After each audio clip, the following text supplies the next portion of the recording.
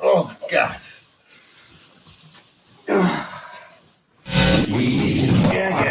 We are right side home here. Effing Todd. Oh. DJ, you gotta learn to keep your bleeping mouth shut.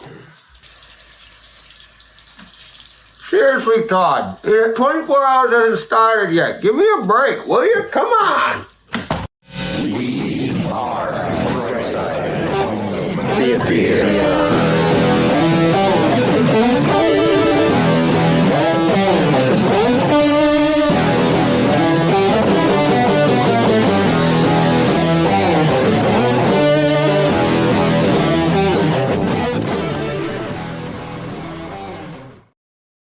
Hey, home theater nerds, welcome to the Bright Side Home Theater Podcast. The Home Theater Podcast, it's all about the experiences, the sights, the sounds, the snores. No, not this week, no. And Todd. And Todd. What's up? Effing Todd. That's pretty much all I'm good for is instigating, apparently. Persuasion. Well, you kept trying to do it. But thanks for coming back. Well, a little short stint at the beginning here because I know you're busy. That's the peek behind the curtain to even John and Steve and everybody. The easiest way to get Todd, give him a short timeline. And he's like, oh, sure, I can do that. Todd, you got time to chat where I leave it open-ended? Nope. No. Because we could go 24 hours. Because it's you. If it was me, he'd be all right. I know. I know what's going to happen, DJ. In about 35, 40 years, I'm going to be in the hospital. My last moments, and they're going to wheel you in next to me. I'll be like, no. It'll seem like a lifetime. Yeah. You got 5 minutes to live. Just let me start talking. It'll seem like a lifetime. That's good. I'm nothing if not realistic. I can't believe you're back behind the microphone, to be honest. I mean, are you guys amazed also? Oh, yeah.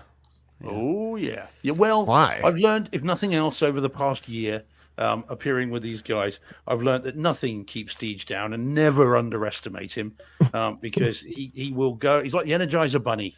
He will go and go and go and go and go. And 25 hours later, he was just as fresh as when he started. Yeah.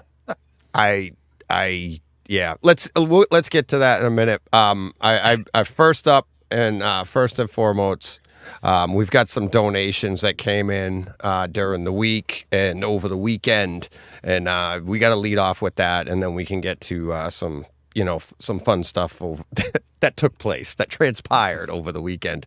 But we've got Gurinder. Gurinder hit us with a $20. Let me bring it up on the. Where's my share? Did it disappear? All right, hang on a second. Anyways, I don't have the image up for it, but Gurinder hit us, and then he sent us an email. It's time for a large box of popcorn. Congratulations on 1,000, on to 100,000. Have fun on the weekend with the 24-hour podcast. LOL, you could always use a catheter if you want to be on screen the whole 24 hours. So I did pretty good in that respect, and we'll get to that in a second. Ren, $50 box of popcorn. Wow. Thank you very much, Ren, and his messages. Hi, DJ. I've been listening to your podcast for almost a year and just made a popcorn donation, which is long overdue. I just want to thank you for all your hard work and for keeping us entertained. I use that loosely. I just want to thank you for all.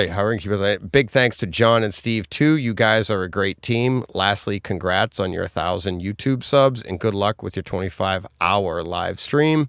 I know it's going to be a blast. Plus, it's 25 hours of content for my daily bike rides and long drives. Yahoo! Regards, Ken. So, Ken or Ren? Ren, sorry. Yeah, I'm sorry. Yeah, Ren. See? Are you Renuff? Yeah, you Renuff. Yes, we'll be getting to that later too. So, let me find out what happened with why my live stream, my images, because we're not going anywhere. But yeah, guys, so back to what we were saying. But thank you everybody for the donations in the show. I mean, Todd, $49. You didn't have to do that, buddy. $49 in the live stream. We had people, the I think the total is still coming because it goes by days, and it's like I look at my YouTube and it's like we're up to like 125 from the day or something like that. Wow, I don't know. that's awesome. Yeah. So it's like somebody else later, Todd, gave another $49.99 like you did. I'm sorry, I forget. I should have written all these things down, but it was like there's $5, $4, $1 members, stuff like that. So it was just we didn't do it for that. We'll get to next year. We'll talk a little bit about that coming up. But yeah, it was amazing, and pretty much from my perspective, I didn't understand what Steve was saying at the end of the night, at the end of the morning, and he's like, well, when DJ gets some perspective, we'll talk about it. I'm like, what are you talking about? I'm fine. Going back, I still haven't finished the notes yet to all the shows, but going back and I have to scrub through everything. I'm sitting there. I can't tell you guys how much that flew by because I have to fly through the conversations to get to the next person, right? And I'm writing the timestamps, and I'm like, this was 8 hours later. I talked for 8 hours when I hit this person, and it felt like the next person.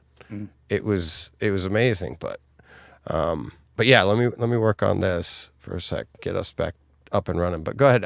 Anybody else? I got some stuff to do.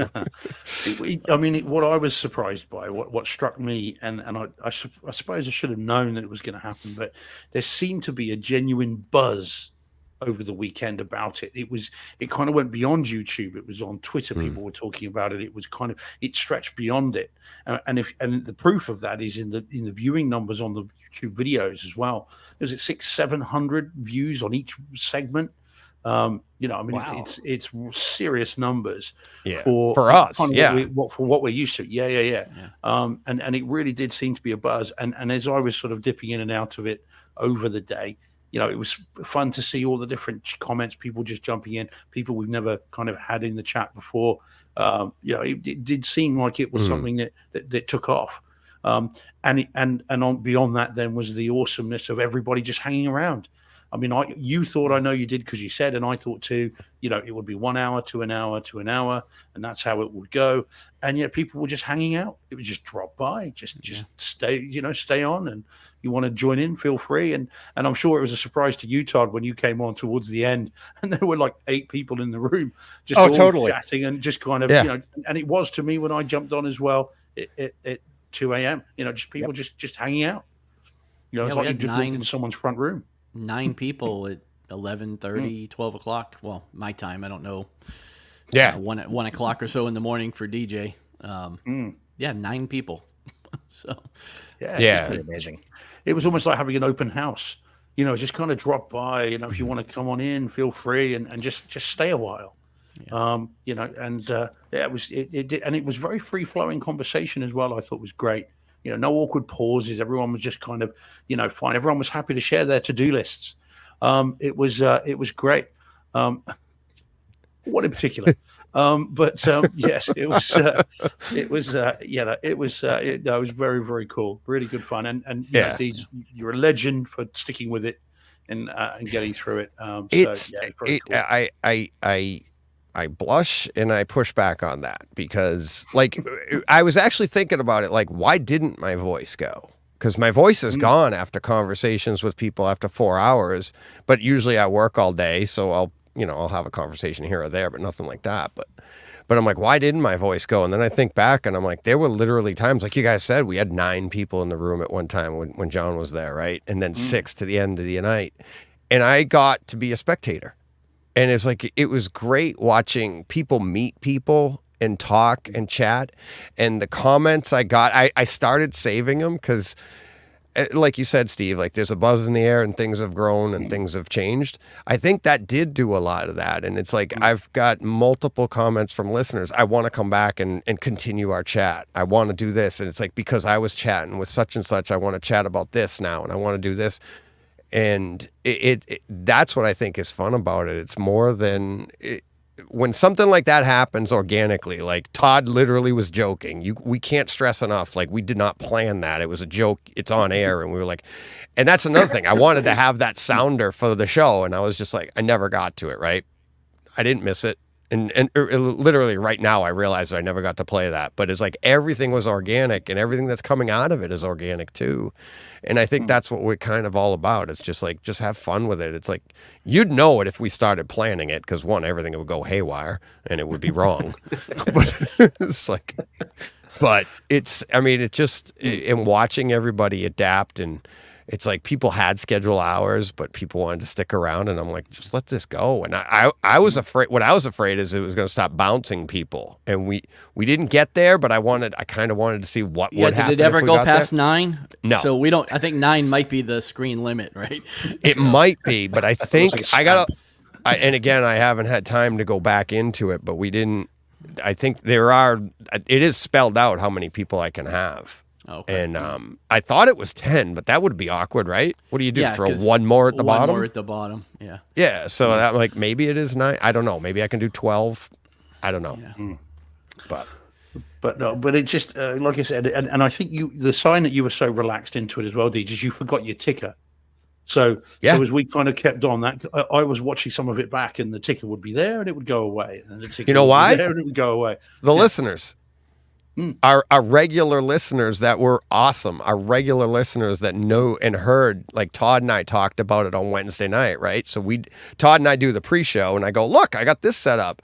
It's regular listeners were there for the full 25 hours. And it was like, I know they didn't, but it felt like they were taking shifts behind the scenes going, we got to help DJ out. And they were like, DJ, your ticker. DJ, your ticker. And I'm like, okay. They were talking about your heart, not what was going along the bottom of the screen. DJ, your ticker. There were definitely quite a few listeners that seemed to be there almost the entire time. Every time I logged on, they were still in the chat commenting.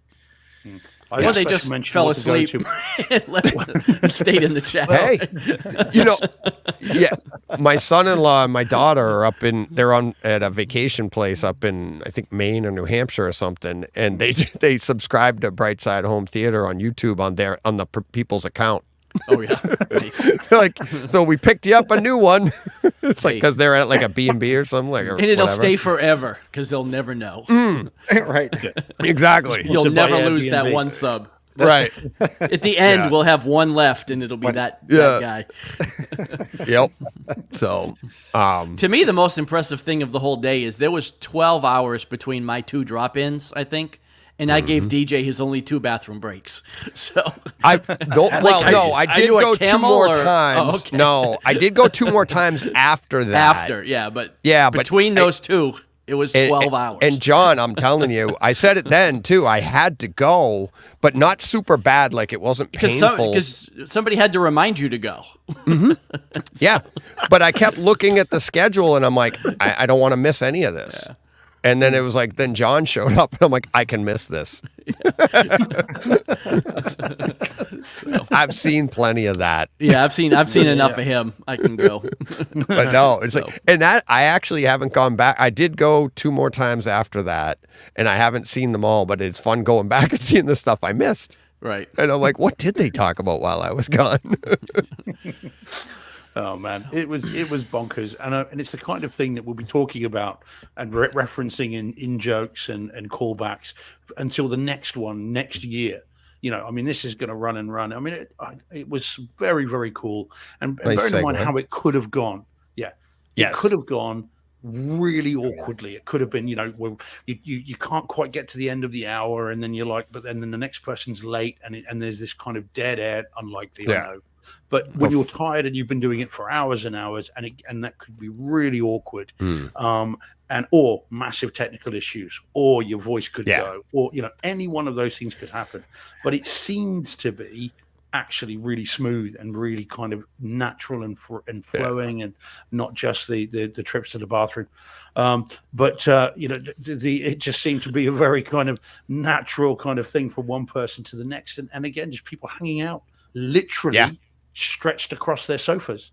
And kind of just enjoying the vibe. I mean, next He's time so round, subtle, Todd. He's so subtle. He is. I tell you, I'm going to wheel on a couch next time. I'm going to have a couch. That's it. I'm not going to all be in the cinema room and just have it right stretched back. Go ahead. I have to tell you guys the most shocking thing to me is it ended and DJ wanted to get off pretty much right away because I think he was ready to get to bed. And I would say, I don't know, DJ, like 5.5 hours later, I'm getting texts from you. Yeah. I'm like, Yes. go to sleep. That's For the love of Well, God, but go for to those sleep. when you work all night out of a schedule, that's the worst thing to do is go to sleep. to do all is day. sleep. Yeah. Like when I would do that, I'd go home and sleep for about 3 hours and then get up and go to bed my normal time. Otherwise, he's going to sleep all day, be up all night, sleep all day, be up all night. So You can that's also kind of get- the way you- you do that. But You kind of break through you go through the wall as well, and so you're then kind of you're actually awake again. Your body clock is like, oh, it's daytime. Why are we sleeping? Right. And I mean, I remember from my night shifts back when I was doing my law degree, and we would work from 8 p.m. till 8 a.m. Sorry, 8 a.m. Yeah, 8 p.m. till 8 a.m. And you'd get to 5 o'clock in the morning and be absolutely beat. But then after about an hour later, you kind of get a second wind. You go through that, and you're okay. And then you go home and you're like, I don't want to go to sleep. And I mean, that's a bit different now because I do such unusual hours. I don't have a set shift pattern. So, of course, so you're still exhausted the next day. But yeah, no, but you managed it like a champ, Deej. You really did. Thanks. For To build off before we get to one of the reasons I have Todd here is, one, reminisce a little bit too. And I do want to get to what Todd and I have already discussed about for next year, but to build off of what you said, Steve, about anything that can go wrong, all of that stuff. And it's like one of the things you said, one of the biggest fears when you set out to do something like this is that you would just get like nothing. Like you couldn't get anybody to participate, you couldn't get listener, and you get 0 viewers or whatever. And like you said, like nobody's just interested. And that to all of us, right? When you're putting yourself out there like that, is that nobody would respond. And it's like, and John and I, when we started, we were like, it doesn't matter if it's just us, we're fine. But then once you start to get people, you get, is the simple thing of putting out a poll and then you get 2 people respond. You're like, it didn't go well. It's embarrassing to you, and you're like, oh, okay. And because everybody sees 2 people responded. So the confidence that our listeners give all of us, Todd knows you write and stuff, and it's like you put something out there, and if you don't get a response, you're like, what am I doing? Because you're blind, right? You have no idea what's going to happen. And that's the overwhelming thing at the end of this. You're like, oh my God, not only the response from the listeners, the response after the fact, but the response beforehand to give us the confidence to even pull something like this off. Like, I can do it, but is anybody going to listen? And then is anybody going to participate? And I mean, right away, Todd and I start talking, and that's why Brett was one of the first people. I'm like, do you think I can get like 12 people? And that's where that joke came from. Like, well, worst case scenario, we can do it ourselves, Brett and I, right? And then when I started asking people a few weeks ago, and I'm like, here's the date, it was like, boom, boom, boom, listeners coming in, people, boom, boom, I'll do it. And you're like, holy crap. And there were a lot of people that couldn't make it, like Kaleidoscape had like Amanda, Josh, you had, people were traveling. They couldn't get here. Ralph Potts was in, and then he's traveling, and that, like we said, when, Nick was on and Larry, people are literally, I only gave these people, everybody that was on there, it was like 3 weeks notice, Todd? I think or you guys know too, it was like about 3 weeks ago, we nailed this down and started grabbing people. And it's like, look at the response we got. That's not me. That's all of us. That's the community. So, but that to me is what is the big thing. So, well, don't sell yourself short, DJ. You did all of that prep work all on your own. Yeah, you did. I mean, you can ask, but it doesn't mean they're going to say yes. Exactly. But John, you did put a lot of effort into pulling it off. Thank you. Yeah. So. I think, in fairness, guys, I think, John, this is DJ's long way of telling us we're on the standby list for next year. Yeah. No. There's too many other people. No. I mean, I'm fine just being the drop in when I can, guys. That was awesome. That was awesome. It was cool. Yeah. It was good. And I know for a fact there were people dropping in that that hadn't been in before, including family in the members of mine chats. who also Yes. dropped in. Yep. So it was, it was very, very cool. I think it was amazing. But the person to whom it all, Todd lit the fuse, and then Pulled the pin. Just walked away after that. Yeah, we're there for the sort of the beginning, and then there for the mop up at the end, just to make So sure. I'll let Todd lead off because he's a little bit more what we were talking about on right away. It's for next year how we want this to kind of progress. I'll let him take this from here because me. I'll just I don't keep on even going. know. I'm not quite sure what you're talking about, to be honest. What direction we want to go in with we got a donation. We're gonna, and all of that. And I okayed it. We had one in the past. Todd had an idea, and it's a great one. And I don't want to throw it out there now because I feel bad. But after everything we went through, I had to okay it with Todd because he did. It was a great idea on something we could do, but it just when stuff happens organically like this, it's like how do you not do that? So I think Todd knows what I'm talking about now. But before we get to that, we got Joe Hetzel. Nailed it. Cost him $10, but I got to say it. I said it right. $9.99. Thanks, buddy. Super sticker. Joe Hetzel, like pretzel. We learned that Saturday. Very quickly with that, I was messing about on YouTube quite a bit over that 24 hours, obviously keeping an eye on the chat, as you well know. But also, I found the various colors for the donations. Right? Oh, did you? The maximum is $500. That's So what color does that get you? It's like a sort of gold color. Oh, It's a okay. different kind of thing. Yeah. Cool. So all the different colors are on there. So if anyone wants to prove my point, then feel free, guys. Yeah. Steve's so subtle. Yeah. Like a house brick. Yeah. Anyway, sorry, Todd. Sorry. Well, DJ, I mean, are we talking about the contests? We don't know that yet. We're going to do contests and we could talk about that. But it's so basically it's Ryan, right? So I had Ryan on and he was, I think, the 7:00 hour. Ryan Davey from #Dork. And he's been doing it for 15 years, raising money for Movember.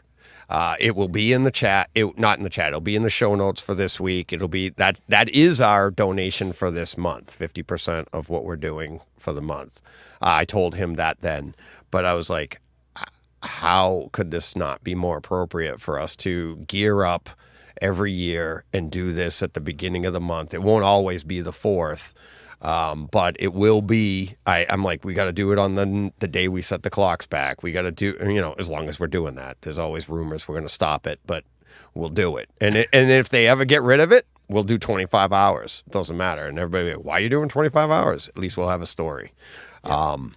But doing it, raising it for Movember, and I even said, I let Ryan know, and I'm like, I'm just do it right through him because he's been doing it for 15 years. As he said on his show, and I told everybody later, he's raised over $30,000 in his 15 years just by himself doing that. Right. Yeah. And do you remember why he started doing it? I'm going to let you run with this. I think it's a much better story since you know him and I don't. Yeah. I think you should keep going.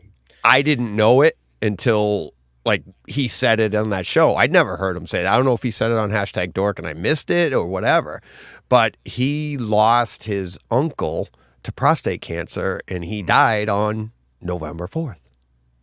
And I'm like, oh, how do you the symmetry? We were joking about it's the anniversary of the podcast. It's the anniversary of Steve coming on. Later, when I get off the show, Jen's like, that's the day you asked me to marry you, blah, blah, blah, blah. It's all of these things. But then you got that. I'm like, how do we not do that going forward? Right. Wow. And it's like, I let them know. And then I said to Rich Keefe, who's part of #Dork, he goes, that's a great idea. I love it. And I go, yeah, now you're screwed because it's an annual thing. But I just think, and then Todd and I will work together on how we can raise money leading up to it, right? Auctioning off slots or auctioning things off, getting people. This is what Todd and I kind of dreamed of when our brains started snowballing after we hung up from the podcast that came up with the idea. And that's what, like, so Todd, why don't you talk more about that? Because that's your baby. Well- Like, you had great ideas then, and it was like how we can do this and what it's going to be going forward. Yeah, exactly. And I mean, this is kind of hoping that we can marry AV Nirvana in a little bit with Yes. the event, largely because, I think your community and your viewers are very much the kind of people that we also have attracted to our community online. I know forums have kind of a bad reputation of being cesspools of just people flamethrowing and things like that. And AV Nirvana is anything but that. We work really hard to keep folks out of our community that create problems. And so, I was saying to you, it'd be nice to help marry the two a little bit. And I'm hoping that we can pull some gear together through some industry partners that we can auction off. I think you were probably thinking along those lines also. Well, I don't want to give it away, but I already have an option, and he doesn't even know that we're doing this until he hears this. I have already somebody in the industry offering up some, and it's nothing we've ever offered before. So it's not any of the people you already know through this podcast or AV Nirvana, but I've already got a substantial donation for next year. So that's awesome. Just because they liked what happened Saturday. And you're like, if you're doing it again next year for a charity, that's the quote, this is what I'm giving. And I was like, oh, I can't win it. Damn it. Can John and I win it if we quit? Yes. Yeah, exactly. Right, I know. I'm like, it's like, there he goes. No. Oh, I was gonna say, what happened to me? I'm still here. The joke plays better when it's actually It visual does. too. You're right. Because you were thinking it. Well, I thought I disconnected. I was like, am I gone? Like, what happened to me? You'd fallen off your couch. Yeah. So yeah, no, and to get to elaborate, Todd and I, when we're at CEDIA, we're at dinner one night, and everybody around the table's all reminiscing about when they met. And Todd and I happened to be sitting next to each other, and we were kind of he was at the very end, I was the next one over. And I remember looking over at him and going, do you remember when we met? And we were both like, no. And it's like, I don't remember. Like, I remember I remember meeting you, not meeting you, but I remember our first interactions, right? And it wasn't until you said that, Todd, that I was like, I don't know if this is when we met, but I do remember an early conversation. Maybe it was in our first podcast, but it was like how you liked what we were doing. It's like that bright side thing, and how it's the positivity of the community. And and Todd was trying to tell me about AV Nirvana, right? And he's like, that's what we try to do here. What, like a year and a half later or so, maybe, when I went to him about the green room, and it was like, we'll take care of everything. We'll do it, blah, blah, blah. Because basically what you're asking for is what we want anyways. So it's like, it is that perfect marriage. And we keep talking about how do we get us to be more succinct, right? Without just being like, we're the same, but it's like, how do we do more stuff together? And I think a common focus, like a donation, like a charity like this, and this is what we do. And it can define your year, and it can define our entities, like AV Nirvana, Brightside Home Theater. This is what we do. And then it's, we're going to entertain the crap out as much as we can throughout the year. And Todd's going to give us as much information throughout the year. But between that, it's like, here's our common goal, which is what we've always been trying to do anyways. It's like an Avengers movie. It's a team up once a year. Yeah, no, right. And it is. It's like, well, yeah, and everybody likes that stuff. But I mean, it's like, so that's where we're going. I really want it. The thing is I wanted to get it out as quick as, just like we were thinking, because this stuff happened organically. So I think it's fun to get it out right away, so people know that it's like, this is what we're doing and what we're thinking, and actually how much the response meant to all of us. Yeah, 100%. cool. Yeah, and as we know, these things take a lot of time to pull together. Because you and I had some grand plans right there off the bat, and just in the short amount of time, it's a lot of work to start pulling strings with manufacturers and Right. working all that stuff out. So the sooner you get started on that, the better. Or I say we get started on that. So right, exactly, and and that's what the other thing Todd and I talked about. It's like it's kind of perfect. It's like we did the 25 hours. That's done. We know how to do it. Hours. No, but like so we know, but everybody involved, and I'm hoping more people want to be involved. So we'll have maybe bidding going on. Who knows? I don't know how that's going to go yet, but I know how to organize it. We know what's to come for that. Like when when Todd and I came up with the idea, we were like, all right, I think we could do this and this. There were so many balls in the air on things we didn't know and what we had to do. So we took care of the front end of let's get on air for 25 hours, right? So we did that. We feel like that was a big success. But then we're latching on to Movember and Ryan. And it's like, and I'm going to say, yeah, I'm latching on because that helps us on the back end. All we got to do in the middle is raise money. So we have both ends taken care of. And now when Todd goes to manufacturers or we reach out to people, this is what it's going towards. We point to Ryan and Movember and all the great work Ryan's done and what Movember stands for. Boom, this is what we're doing.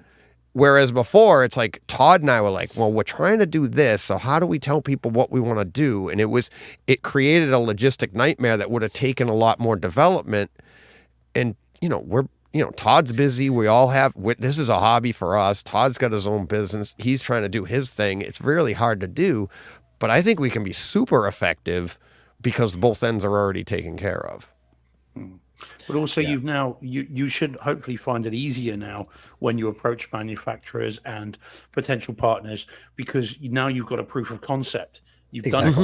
Mm-hmm. So rather than say this is what we'd like to do, we hope to do this, you can say, well, no, we've done it.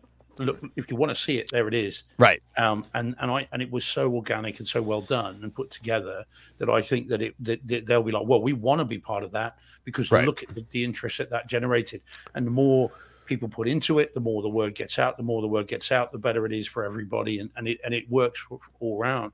So I mean, I don't know if it's worth approaching Arkham Comics. I hear they're very, very well established. I do have money to burn. I know the person that runs that.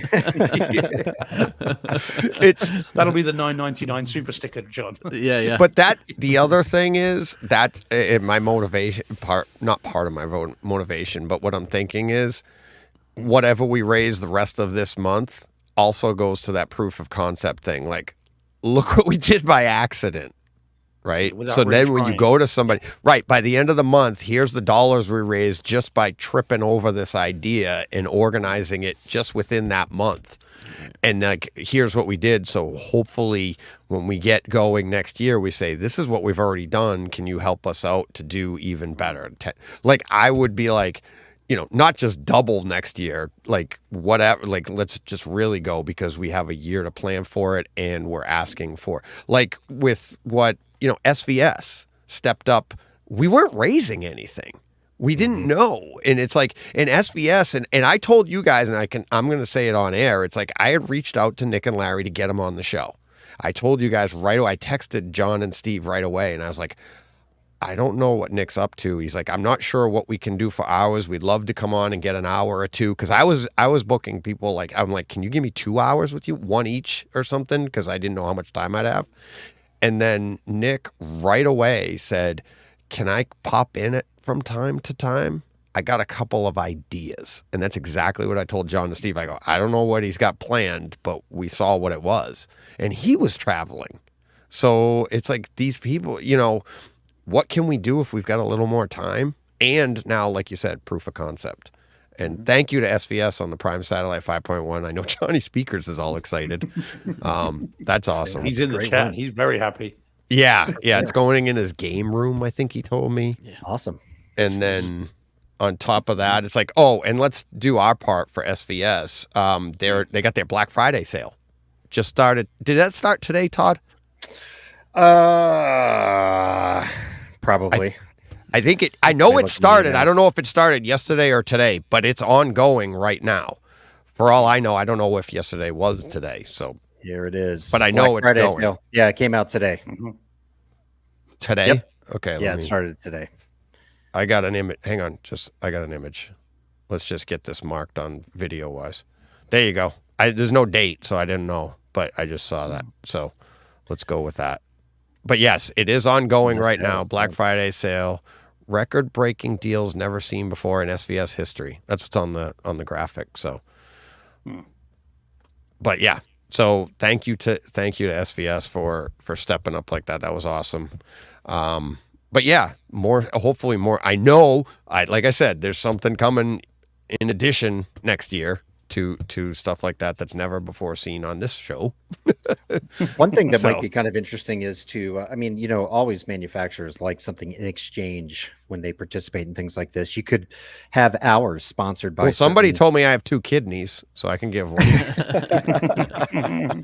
But you could have your, first 2 hours sponsored by. I'm just throwing this out there by SVS. You could have their logo on the screen. The next hour could be sponsored by Def Tech. Right. That would be a way to. That would be worth it for me for exposure. sponsors. Yes. Yeah. Yeah. And maybe in exchange for some product or something that we can auction off, or a system that we could build to auction off, something along those lines. But I wonder if we could get Jim Beam whiskey. I'm pretty sure that someone will be quite interested in that. But yeah, I mean, I'm sure that with free advertising, it's fine. But you know what else though? Ideas from listeners. What else can we come up with? Because like we're spitballing stuff here, and like when Todd and I started this fresh on Sunday, we've already shot down like that might not work. So it's like that's how great ideas show up. It's like you go on a 3-hour podcast and you get a little delirious and you come up with an idea. That's what Todd did. Gosh, I love the credit. I'm not sure it's deserved though. It's all you. Yeah. I always wanted to talk for 24 hours. I just needed somebody to ask. Permission. Your wife is like, yeah, do it again next week. Yeah, exactly. So the best sleep she ever got. That's right. Yeah. She actually, John, she went out with Karen that day. They went to a show in Boston and everything. Yeah, I saw that. And I was like, that's the other fun thing. I'm sorry to anybody if I'm boring the listeners with me reminiscing about this, but that was kind of fun too. It's like how the world kind of kept going while I was sitting in here.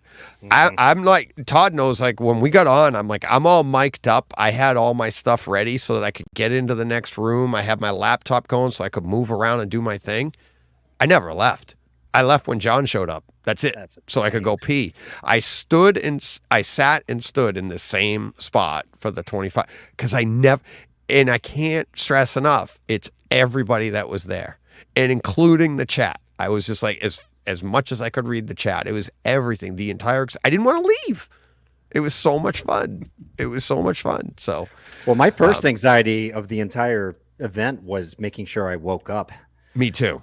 Because of the day before I have a Whoop strap that I use, and that wakes me up in the mornings. It vibrates, and that's my alarm in the mornings. And that died the day before, so I was reliant on my iPhone to wake me up. But I had a moment there where I'm like, what happens if I don't wake up? Yeah, me too. I did too, buddy. I did too. It's like that. I'm like, I did the same thing. My watch does the same vibration thing, right? So that's how I wake up every day. Every day it works. But I also set the alarm, like in the video. I'm like, I set that alarm on my phone. I did everything because I'm like, and I even had Jen. I'm like, you set your alarm and you've got to get me up. I cannot miss this. That's yes, absolutely. The first technical issue is that one. Showing up. It's never easy to get good sleep either when you have that. No. Whenever I'm traveling and I have that same like anxiety, like, oh my gosh, I can't oversleep. I got to get up, Yeah. It's just you wake up at 1 a.m. and then it's 2:30, then it's 4. I had the same thing happen to me, just kind of checking. Eventually I just got up and Lo and behold, there you were. You were waiting. I don't know what time that was. It was like what, 5:30? Yeah, we got on pretty early. And it's we got there because I think we both were like, when we did wake up, it was like, I'm not going back to sleep now. That's when the crap goes wrong. But I didn't want to get up this early, but what's another 45 minutes? I did go back to sleep. So that's, you were saying how you felt like the whole world was revolving around you. You're in this little room and everything's just going on around you. I looked at it from the opposite perspective. Because I would check in, with you. I think I dropped in maybe 4 times throughout the entire thing. Yeah. But the amount of stuff that I was getting done in my own little world, and then I pop in and you're still going. And I'm like, man, I'm getting so much stuff done. But and he's not.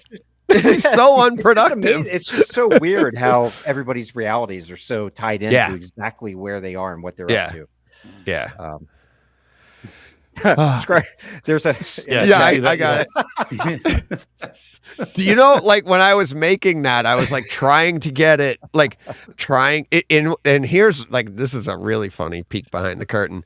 I was out of my toothpaste, which is like a regular Colgate, which does do that, and all that was left, like my wife's brand, and it doesn't foam as much, so I had to like work like crazy. I'm like putting extra, I'm like getting it in there, and I was like trying, because I'm like, it's no fun if it just looks like I'm brushing my teeth. You gotta, over accentuate it. You might need to save all the donations for dental work. Oh yeah, so but yeah, that was funny. So next sponsor, Colgate. So great. So yeah, bit of shaving foam would have done the trick. Yeah, but it would have gotten my mouth, and that's gross. So from Paul. All right. Awesome. Thank you, Todd. Yeah, thanks for having me on. Thanks for coming on to reminisce. Yeah, lots of fun, and it was nice finally getting to talk to you. The other 2 of the 3-headed beast. Oh, that's right. Yeah, exactly.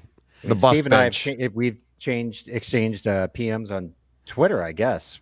Steve, right? Mainly. Yeah. But never had a face-to-face conversation, so that was nice. Well, quite. And I got to thank you for the candy again. So it's cool. For sure. That's yeah. Yeah. That was awesome. Wait, was that was during COVID?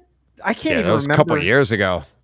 Yeah, it's a good Maybe year, 18 months or so ago. Yeah. It's a while, but I can't say the candy lasted that long. Yeah. Unless it's sort of 12 12 that was to 18 fun pulling minutes. together. Yeah.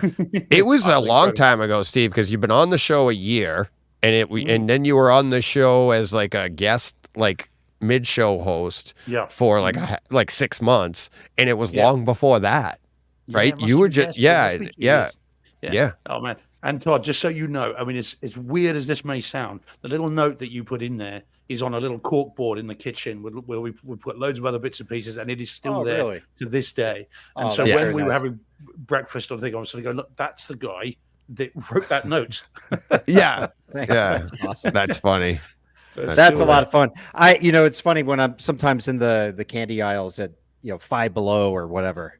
I always look and I'm like, I bet Steve would like a box of that. Yeah. So, always. Yeah. Maybe we can have that happen again. Oh man, we got to consolidate that stuff though, right, Todd? Yeah. It's not. We got to consolidate that stuff, right, Todd? That was don't consolidate it too much because the reason the weight. No, but the reason I know about that so well is like you hadn't even gotten it yet. I knew it was coming. I know, but you hadn't gotten the candy yet, and I got a text from Todd going, "Oh my God!" Right? All part of the fun, man. And I swear to God, Todd, I can't remember what I shipped you guys. Oh, that your packaging there. And the first thing I thought of when they gave me, like, it was a decent sized package, and they get like first I ship it to John, and it was like $33. And I was like, okay, that's great. And to Steve, I was like, what? It was like literally wasn't like 10 times as much. $100. Yeah. Well, it's all part of the fun of life. I mean, I saw it because I saw it on the parcel that got delivered with the candy in it. I mean, there's a customs label, and I looked in there, and it is like $60. Oh my God, Yeah. you know, it's crazy. And I'd For offer candy. to send Is you what some it is. back, but British candy's crap. Yeah. So you're not going to want to. Well, Cadbury. Isn't Cadbury Well, yeah, but British? It's a different. Yeah, well, Cadbury's my wife owned loves by that. Kraft. Kraft is the Oh. US, and it's a different recipe over here. Now we like it, Oh. but Oh, you but guys might not. Our John and I's friend Karen, she's from England, and when she goes over there, she brings back the real stuff for Jen because Yeah, she likes the dark stuff. chocolate and stuff. So she brings Okay. back the real stuff for her. Yeah. Oh man! But generally, it's rubbish. I mean, the American stuff is so much more creative, and so many more different things. Right, yeah. Otherwise, I'd send some back. Well, look, that like I told you, that was a no strings attached. No, Yeah. Just That's it's always this fun to do community, something though. like that. Yeah. Yeah. it's Exactly. very cool. It's the whole community. Very, very cool. At great. that point, all we've done is swap DMs about the gym. Yeah. Yes. About our gyms. And, Yeah, you know, so that's it's right. Such a cool thing to do. Yeah. Yep. Actually, Oh. DJ and I were doing that today. We I had was never like, done that. I just before. thought of that. I was like, now do I got to send you candy, Todd? It's never ending. Yes. Yes, I know. And it's funny how you're like, look, I work out. Send me junk food. Right. Well, now So- we're just exchanging recommendations for horror films. Yes. So Yeah, you keep know, them that's- coming. that's- That last one you gave Yeah. was October is over. talk to me. Yes. Yeah, boy, Steve, and that had my wife watched it with me, and she is not a fan of horror movies. So she'll watch one with me once a year. And I was like, okay, this is the one. And she had to hide her head. I'd I say bet. about four, particularly when he was smashing his own head. that But bit. yeah, Ugh. just totally brutal. But Mm. yeah, such you, a great. Have Yep. you seen *Malignant* yet? Yes. Yeah. Now, don't say anything, Deej and John. What did you make of it, Todd? I enjoyed it. See, he's such a cool guy. I enjoyed it. Yeah. So John Me and I too. are uncool. I That's guess. not the message. That's not the Extra bright cool. side truth we try to cool. spread here. We're not on the bright side of history. Right on side that of one. history. Right. yeah, Come on, man. guys, get with the program. Yeah. Yeah, no, great. Oh, So man, it's always but, fun when you get a good horror flick. Yeah. I think they're a lot harder to nail than other genres, but when they get Yeah. it right, it is just spectacular. And Talk to Me Oh, was man. definitely right there. It's fantastic stuff. Yeah, well, I will do pass on my apologies to your wife for recommending it in that case. It's funny, Steve. I'll say, see that guy right there? He's the one that recommended it. His fault. That's right. Oh man, that is a tough watch for someone that doesn't normally watch them. Yes. It would be, yeah. oh. Nope. Whose is that? Whose is that? Which That's, dog's that? Todd's. This is can't. I don't know if you can see her. Oh, wow. No, just a little Oh, brown big. head. I can Oh, just see a there you go. fluffy. I think she's getting hungry. I saw her in the gym video today. Yes. Yeah. She sits Yeah. The close dog's to me all working day. out as well. Oh, yeah. Wow. Oh, She running comes and around. lays down exactly where she shouldn't be laying. Yeah. Oh, you know what's the best? You're doing push-ups, and they come over and they'll like lay right in front of you, and you're like, I can't do this. It's Yep. like their face is like, and they're looking at you like, what are you doing down here? That's so funny. Look, I'm the one that's supposed to be on all fours, not you. Yeah, exactly. Or you're like, I'll be in the middle of burpees, and they'll lay down behind you. You're Oh, like, what yeah. are you doing? Yeah, I know. Get out of the way. You're about to get kicked. Yeah. Yeah. All right. Stuff. Let's I think now we're like way off topic. Yep. Let's, All right, gentlemen. Let's get back to home theater stuff. But Todd, thank you very much. Thanks for having me on. I will try Thank not you. to bother you for at least 48 hours. Yeah. Next challenge. Can you not communicate 24 hours? Can you lose my number? I kid. I love hearing from you. All right. Thanks, All right, buddy. gentlemen. All right. I'll talk to you really soon. good talk. Yeah. Cheers, Later. buddy. Bye. Bye-bye. Bye-bye. Oh, yeah. Everybody listening and watching, thank you very much, because that is fun rehashing it a little bit. But There's so much. That's why we started a little late. We were all talking about that before we got on. So thank you for that. And guys, thank you guys too. John, Steve. Yeah. Awesome roles. I'd probably still be talking there right now if it wasn't for Steve at the end. And more than one listener commented on that. I got emails about that. Like, I could see, like, you wanted to keep going. You were trying to get off, and Steve finally was like, all right, we got to get DJ out of here. It was, like, awesome. It was only fair. Because it was only right. I mean, there was only so much you need to do.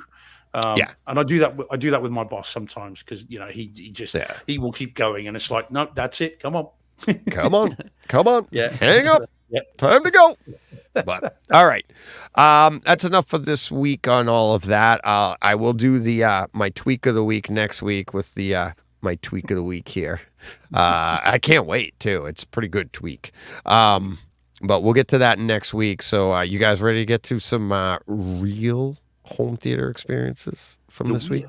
Yeah, for sure. All righty, guys, check this out. We can keep talking and everything during it. It's quicker, faster, streamlined.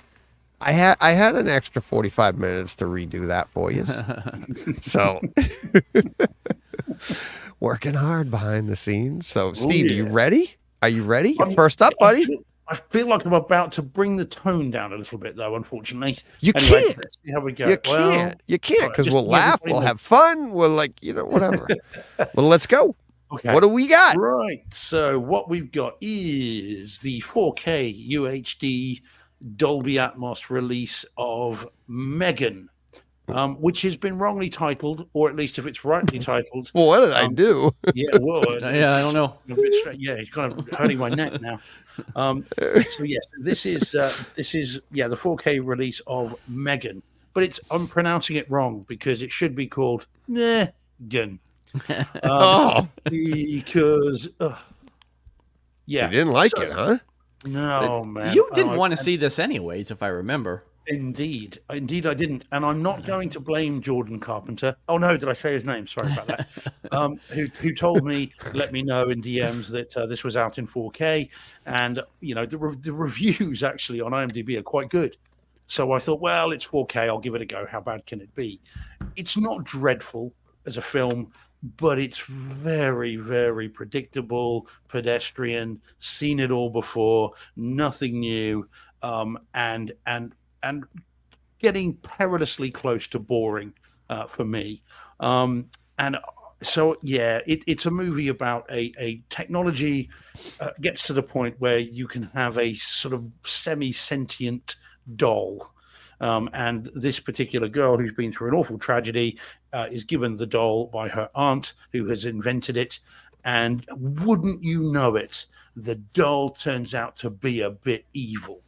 And things start to go, well, indeed. And things start to go awry and astray. Seen it all before. And this is exactly what this is. So I was not terribly impressed with the film.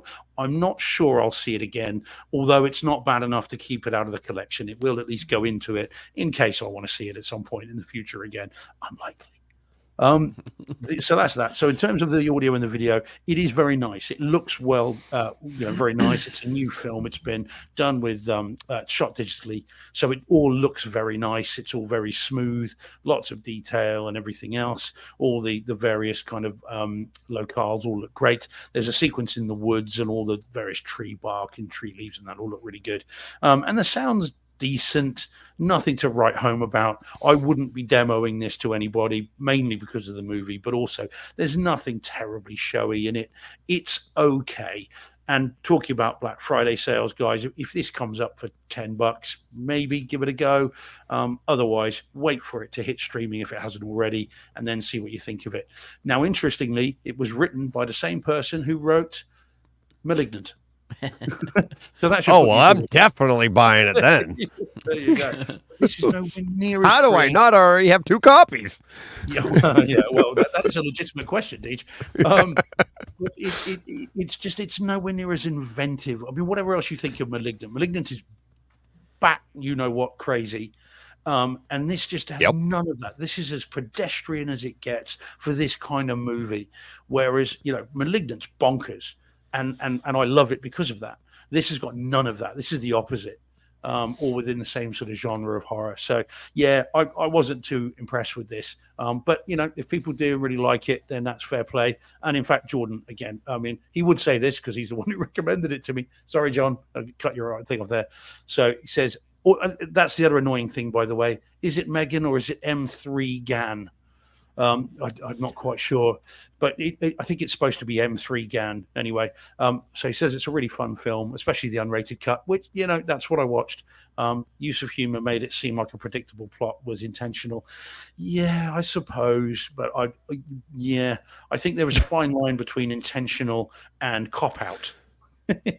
And I suspect it's the latter, not the former. But, I don't know, but for me personally, this is a weak one. If you want to see a movie about, and I'll be careful how I say this, pedophobia, that's the fear of children, which is the subtext to all these kinds of movies, then I would go, and I'm sure you guys would as well, with Brightburn, or The Omen, or Children of Corn, or movies like that, which are all better versions of, again, pedophobia. About fear of children, and that's what these are. As I say, they're always about. It's always about people that are reluctant parents that struggle to deal with the children, and this is what then happens. But Brightburn's fantastic, and you did a show on that, didn't you, Deej? Yeah, a while ago. Yeah, I only rewatched it again recently, the 4K disc, and that movie's fantastic. So if you want to see a movie about this kind of thing, see that. Yeah. That's a great home theater experience too. Oh yeah, it's a Sony disc. Of course. Yeah. There you go. Okay. So now it puts us in this level. See, this is weird. This is weird to me. You haven't actually moved. You're still in your same chair. You're just in a different spot on the screen. I know, but I feel weird. Like it feels funny. Like I'm talking to the over that one, like I'm talking to the logo, like, hello, how are you doing? Yeah, and it's like, I'm like, there's something, it's just wrong. There you go. I feel I'm way more. Well, that's not right either. No, it's right to me. What he said, that'll be, oh God, Deej. Yeah. There you go. That's it. Oh, Steve's getting car sick. Yeah. This is like Celebrity Squares. Yeah. All right, John, you ready? I am. All right. You know what's up next? Did you read the notes this week? I did. Actually. All right. I don't even remember if you guys replied to that. I don't. Honestly, I don't. It's been a busy day. Reply to it. I didn't. I just assumed you know. Okay. Yeah. All right. Well, let's go then. All right. So this is Shazam: Fury of the Gods. This was 4K UHD disc, Dolby Atmos. I think, have we talked about this movie before, Steve? You talked about this, right? Yeah, we did. I think we each have done it now. Oh, have we? So now we've all three done it separately. Yeah. $5 for $10 each ones. John, or is this the one? This was $10. Yeah, I got Enter the Dragon. This one, Evil Dead Rise, like 3 or 4 movies for $10 last week. Man, so serious value. It's really good. Yeah. Well, not as good as 6 for a penny each, but no, that's a whole other story from Saturday. That's another tale for another time.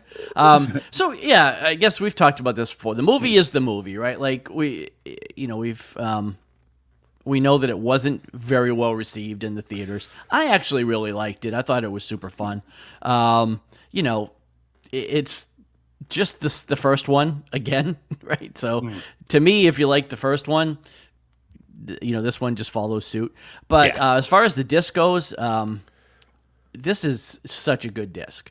I mean, the colors, the HDR on this is amazing. It's so vibrant; it pops right off your screen. Yeah. The texture of the suits and all that. And I know we talked about that. Yeah. I know we even talked about that with Black Adam. But these things look incredible. The sound is awesome. This is a Warner's disc, and it was very well done. So not to belabor it too much because this is the third time we're talking about it, but yeah, I just picked it up. Hey, we got new listeners. I know that. I had seen it in the theaters, but I just picked up the disc last week, so Had to give it a watch, and yeah, I was very, very impressed with it. I thought it was very well done. So Yeah. The whole and, last and it is still on sale for $10 on Amazon. So anybody that doesn't have this movie, this is a great $10. Yeah. It'd be worth So- that just for the demo disc, but Yeah. from the kind of the city attack to the third act, basically Right. the whole of the third act, it's absolutely incredible. I mean, $10 for a demo disc, It's that's an well absolute worth it. steal. Like I said, even if you don't love the movie, it's a great disc, and you can't go wrong for $10. So Yeah. Yeah. I mean, there's a little bit of lightning in this, and the HDR on that is just really good. I mean, there's so much contrast in this. I heard some people early on, like when it first came out, they thought it was too dark and some stuff. And the only thing Nah, I I can don't guess, think so. I don't either. I think the only thing I can guess is people just don't have their settings correct or something, and Yeah. it's like, this doesn't look right. And I didn't see anything. And I'm like, I but mean, then you there's hear some- from multiple people saying, check out all the detail. And you're like, something's I got to mean, there's give. some dark scenes in the movie. Yeah. I mean, the third Really act takes dark. place at night. Yeah. It's dark. You've got the But there's like so all much the- detail. the like the unicorns and the caves and different things Skittles. like that. Yeah, so there's some dark in the movie, but overall it's super Yeah. vibrant and Yeah. and really, really bright. So Yeah. yeah, great disc. All right. Perfect. All right. Let's see who's up next. Oh boy. As if by magic. As if by magic. Steve, you are up again. So this one is exactly what Todd was talking about earlier on. Yeah. So this is Talk to Me on 4K UHD disc. Only DTS HDMA over here, which we talked about at the weekend. But in the US, you lucky devils, you get it with 4K UHD and a full bore Atmos track. Oh, nice. So we just have to, over here, just have to speculate as to what that's like. And Todd, the reason Probably Todd the mentioned- same as when you upmix it, but okay. Yeah, exactly. Well, and we talked about that too, didn't we? So this is so Todd and I talked about it Saturday morning very briefly at the very beginning, and then I talked myself into rewatching it. I'd seen the screener a few months ago. I had the 4K disc for about a week and thought, you know what, Saturday night I'm going to make time to watch it again. And so this was the first time in 4K, first time in even DTS HDMA, upmixed to Neural X, obviously. And the movie is great, as Todd also said, both on Sunday morning and earlier tonight. It is a hell of a film. It's not terribly lengthy. It's an A24 release, which is becoming a mark of quality, I think, if it hasn't already been. And it's a movie about the hand that you can see on the screen there, and a group of teenagers. It comes into their possession. If you hold it in a certain way and say, "Talk to me," then you can commune with the spirits and see things others can't see. Things go awry. Brutality ensues, as Todd was alluding to, with his wife having to cover her eyes. And it is fantastic. It's a really good movie. Jordan, I mean, absolutely right, says Talk to Me, one of the most surprising films of the year. I think so too, in a good way. It's an Aussie movie. It's really, really good. Now, what is very nice to be able to report is that the 4K image quality is fantastic as well. It's shot digitally, shot with someone, a cinematographer who knows this is going to be in 4K, it's going to be in HDR, and so most of it takes place at night, and all the shadows are exactly as dark and as inky as you'd want them to be. The skin tones are absolutely awesome. The hand, as you can see in that picture, has got lots of writing on it and all kinds of little drawings and things on it, and that looks almost three-dimensional in 4K. It is fantastic. And then the audio upmixed is brilliant, really, really good. Lots of movement in the rear channels, lots of overhead effects as well. Always seems to be a bit of thunder rolling around in this movie, completely, not apropos of the story at all. It's just roaming around during the movie, and I think it's only there for us that have got our Atmos speakers working, so you can hear the stuff going around. So yeah, it's a really easy disc to recommend, and you guys should see it. I mean, I know Deej, wait till next Halloween, that's fine. John, see it as soon as you can. Yeah. And I don't have any kind of reticence with this. This isn't like Malignant. It's not like, it's not crazy and ridiculous. This is creepy And as I said, remember the word brutal, because when you've seen it, you'll know what I mean. And it said Todd was alluding to it there. It's a movie that at the end of it, you'll be like, wow, and I think I might need to see that again. It's really, really good. So I'll probably see it before next year because I bought it because of your description before, right? Yeah, and I bought it on Kaleidoscape, and in your description of it, when you saw the screener, I'm like, this is something right up Jen's alley. I'm like, fascinated to see what she makes of it. Exactly, and I think I might have awoken the beast because she's like liking to get down and watch some horror movies now. So I'm like, Jesus, I married Steve. I'm like, what the hell?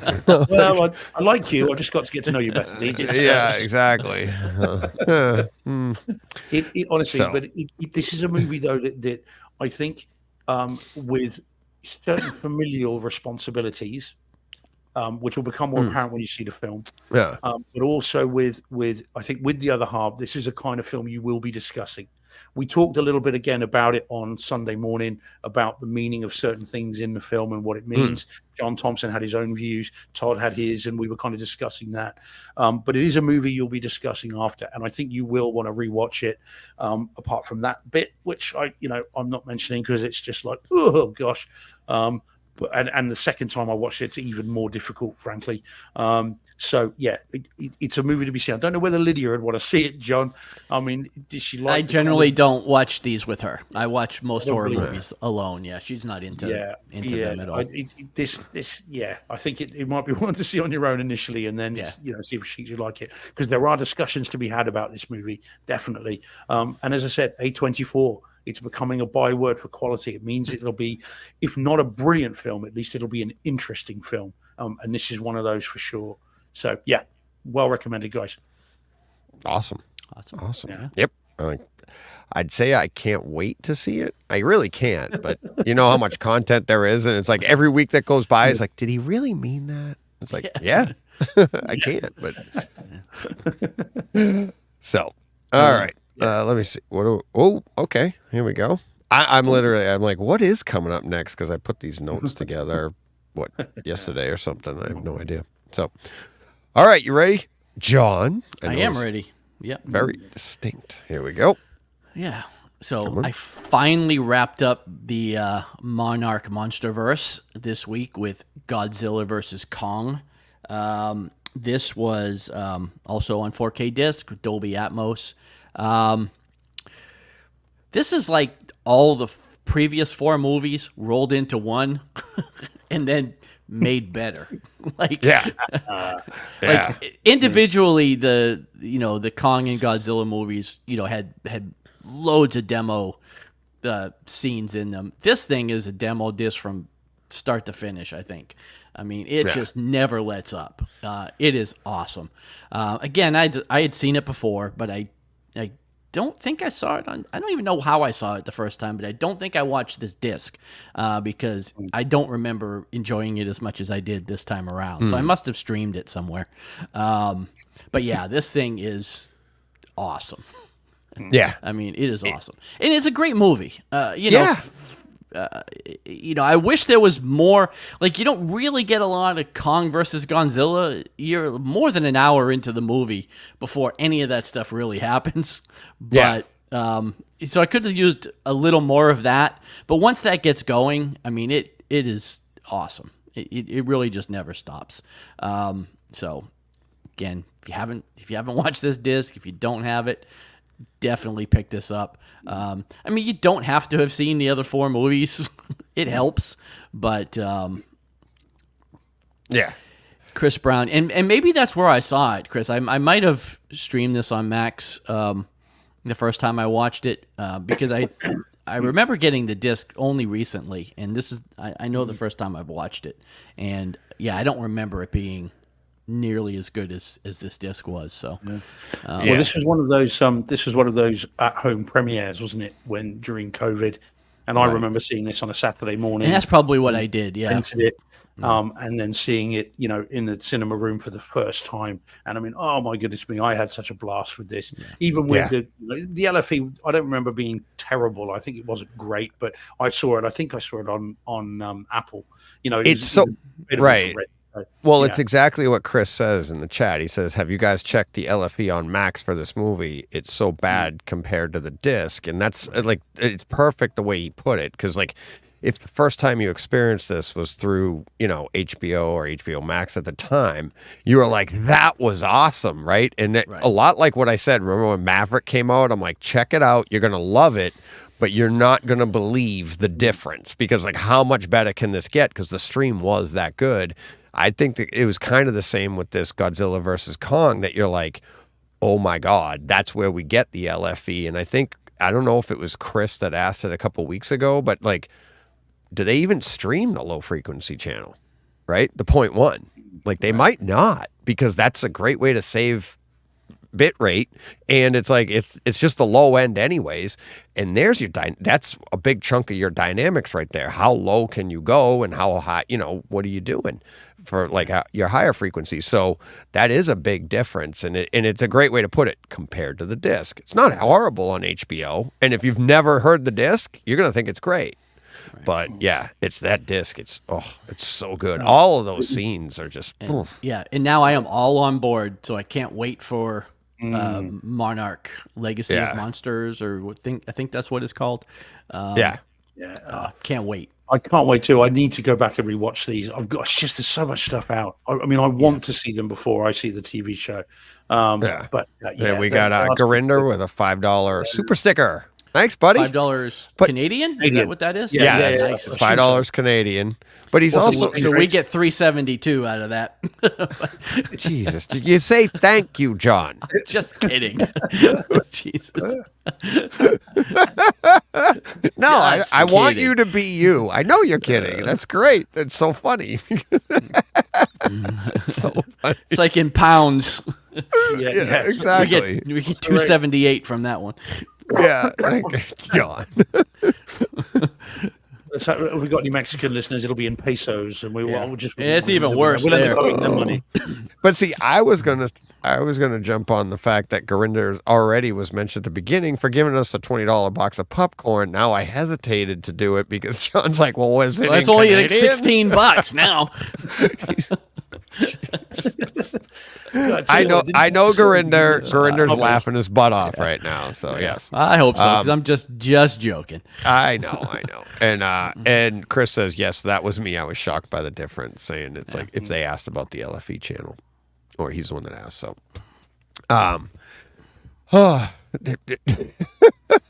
man, cool. That's a good one. We need a segment here. Did this movie make John's subwoofer move? Well, they don't. Yeah, they don't move at Not all anymore. anymore, because I've solved that issue. But it definitely would have. Yeah. How far will it travel down the street? They definitely would have been in the kitchen. So. Yeah. Oh yeah. Yeah. Exactly. How long is the cable that's attached to the AVR? That's the question. Exactly. Exactly. So, all right. Is that all we got on that, John? Or any more? Yeah. Okay. No, that's it. All right. I just didn't want to pull that down if it was. Oh, Steve's up next. And if people are wondering, yes, I got a couple of things this week, but I was a little preoccupied. So I think we went over my experience from last week. Yeah. We opened with that. So, but yes, I do have a couple coming up. All right. You ready, Steve? Yeah. Oh, alrighty. Here we go. Okay, so this will be a quick one because this is Mystic River on Blu-ray and in DTS HD 5.1. Now, presumably, guys, you've both seen this because you will go, "Oh, that's like Backyard," and I know that. I've seen it many times, but I'd actually I haven't kind of seen it in a forgotten long about time. it Me until I saw it on your list, and I was like, "Man, I need to revisit that." Exactly. Movie. So It is 20 years old, guys. Is it really? Yep, 2003. And the reason that I've seen this week and recently is because there was a 20th anniversary Blu-ray came out, and Jordan again. Before I purchased it, before I purchased this, Jordan. Poor Steve has been derailed. Still talking. Still talking about my subs. Sorry about that. Go ahead. So Jordan in the chat said, "Oh, hang about this 20th anniversary steelbook is the exact same disc as the old 7.99 Blu-ray, just with a steelbook wrapped around it. So I was like, well, in that case, I'll get the $7.99 one, which is what I did, because I don't care about the steelbooks, as you well know. Right. So I got it. Now, I couldn't remember if I'd seen this or not. And I didn't think I had. I was aware of the film, but I couldn't remember if I'd seen it. And it's a bit like you did saying last week about had you seen Hannibal or not. And I don't think I have. And yet, sure enough, put it on. 5 minutes in, I'm like, yeah, I have seen this. Great, all right, fine. But not for a long time. And I didn't remember a lot about it. And so I had quite a good time kind of rediscovering, obviously, with Boston and my connections to it. And I've stayed couple of nights on one of those houses just down the road from where this was shot, and so the film itself is really, really good, really well done, a hard watch for the right reasons. It's not a true story, it's just based on a novel, but it feels real. It feels like it should be based on a true story. And I imagine you guys, obviously having grown up in the area, as it were, it touches on a number of local kind of touchstones, doesn't it? You've got again, I'm sorry, I don't mean this inappropriately, but you've got kind of the suggestion of sexual abuse from clergy. You've got, which of course is a Boston hot topic with everything else. It touches on that. You've got the kind of the South Boston crime issues and that kind of stuff, and the Southeast and all that stuff, and that's all in there as well. And then so there's a number of Boston touchstones that this movie kind of weaves into its fabric, and so it probably is even more effective for you guys. But knowing what I do about it, knowing the city as I do, it was still really, really good, and a fascinating film. It's never boring, never outstays its welcome, and a pretty devastating ending as well. So I thought it was great, and it hasn't aged a bit. 20 years later, it's still got its power, and it is really, really enjoyable. It's only the Blu-ray. It is showing its age a bit in terms of the image quality. It is very much a Warner's disc of, 10 years ago, maybe, or however long ago this came out. It looks exactly like the Warner's Blu-rays did. It's a little bit flat. It's a little bit soft. Of course, a lot of this has come from watching 4K discs since then. So, there's a bit of bias in there as well. So it's a little bit flat, a little bit soft, which is unfortunate. Sound-wise is pretty perfunctory, but again, it's not that kind of movie. You don't have car chases. You don't have big explosions. This is a drama. And so you're not really expecting too much. There are a couple of occasions at crime scenes where there are helicopters going over, and they creep over into the overheads, which is okay, but it's never showy. But it's not meant to be. I mean, this is all about the acting, isn't it? This is all about Sean Penn murdering a Boston accent, but nevertheless putting in a good performance in the meantime. Laura Linney, I think, wins the award for worst Boston accent in this. I mean, I think at one point she almost does go for Park the car in Harvard Yard. I'm telling you, I don't think they're that bad. And it's like, really? There are some, I don't think they're that bad. Laura Linney's. Because there are parts of Boston that are like that, and it's like I go back, like Jen and I, the first time we went to Aruba, we're at the bar at the resort we're staying at, and we ran into a couple there from Dorchester, and you would have thought they were pulled right out of this movie. And like if you met these people, if they were in a movie, you would have been like, "That's an awful Boston accent," but it's not. It's super thick, and and you're like, it's like. You can tell, like, I have one, but it's not like what you see in the movie. So when you hear me, you go, that's a Boston accent. No, I have, like, a very, John, like, if you go into, like, Dorchester or the South End or even the North End, there's a different dialect there, but it's kind of like, but it gets thicker and heavy. And it's like, we were talking to these people and we're like, oh my God. Like this. And we all laughed about it. We're like, we're from Boston too. But they're like, yeah, but we're from Dorchester. Like, oh my God. But and they lean into it too. She seems to forget that she's in Boston. So she talks normally, as she normally speaks. And then occasionally drops in an here and there. Like she suddenly remembered at the end of a sentence. Right. From Boston. It's supposed to be, so she sort of talks in a normal. It is just And it sticks out. Sean Penn kind of forgets he's in Boston or supposed to be from Boston, and then but Kevin Bacon does a decent go at it. So does Tim Robbins. I think Tim Robbins, in a very difficult role. I mean, that role is extremely tricky to play. And so no, but you know, other than the accent side of it, it's really really well done. But can I just admit something? We're in a safe space here, aren't we? Right. I'm really Up until you say what you're going to say, I think. Yeah, we don't know. Well, It's like, uh-oh. About 5-6 times, and I worked there for 3 months. Right. I did not know it was called the Mystic River. Didn't know that until I saw this, and they said, "Oh, we chucked the body in the Mystic." I did not know that's what it was called, and I've been over it multiple times, and yet I did not. It's not something that's discussed a lot, though. Yeah. No, but someone mentioned we chucked stuff into the Mystic, and I mean that's the main right. But I don't waterway. think You got to be in that neighborhood. It's not like even out here. it's not something that everybody would know. Yeah, it's not something you even should living know. here. It's not a big Yeah. thing. Yeah, no. Because I didn't know either, really, to be honest with you. Well, I mean, everybody knows the water in the Charles is dirty, but that's because of the song. It's like, and they're not even from Boston, so that's how dirty it is. But the amount of time I spent in Quincy and obviously Braintree and South Boston and Chelsea and all these places, you'd think I'd know. And I've been over that bridge so many times, and yet I did not know it was called the Mystic River. And I felt ashamed of myself as I was watching this, and they said the Mystic that I didn't know that. No, it's. I feel absolved. Confession over. Yeah, I think you're all right. Yeah, we're. Because I'm from there, and I didn't know either. Right, a lot of us were like, "Oh, okay." We didn't even know. Like, we live here, and we weren't offended or upset. We didn't know. I'm like, why would any? And the fact that you thought you should know is actually kind of funny.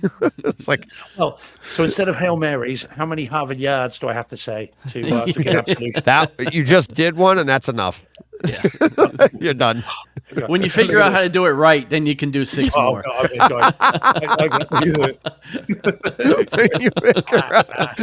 John is on fire today. Fire. Park the car. I can't. Yeah. Do it. Who put that up? Yeah, Chris. Park the car. You know what's funny is like the Boston accent's so bad that even like when you live here, your family gives you grief when you go too thick, right? And it just happens. Be like, where? I'll be like, Joe, where? Like, where's the car? And he'd be like, the what? It's like, we live here. And I'm like, all right, yeah, that was too thick. Sorry about that. And we do it on. It's just you do it on purpose.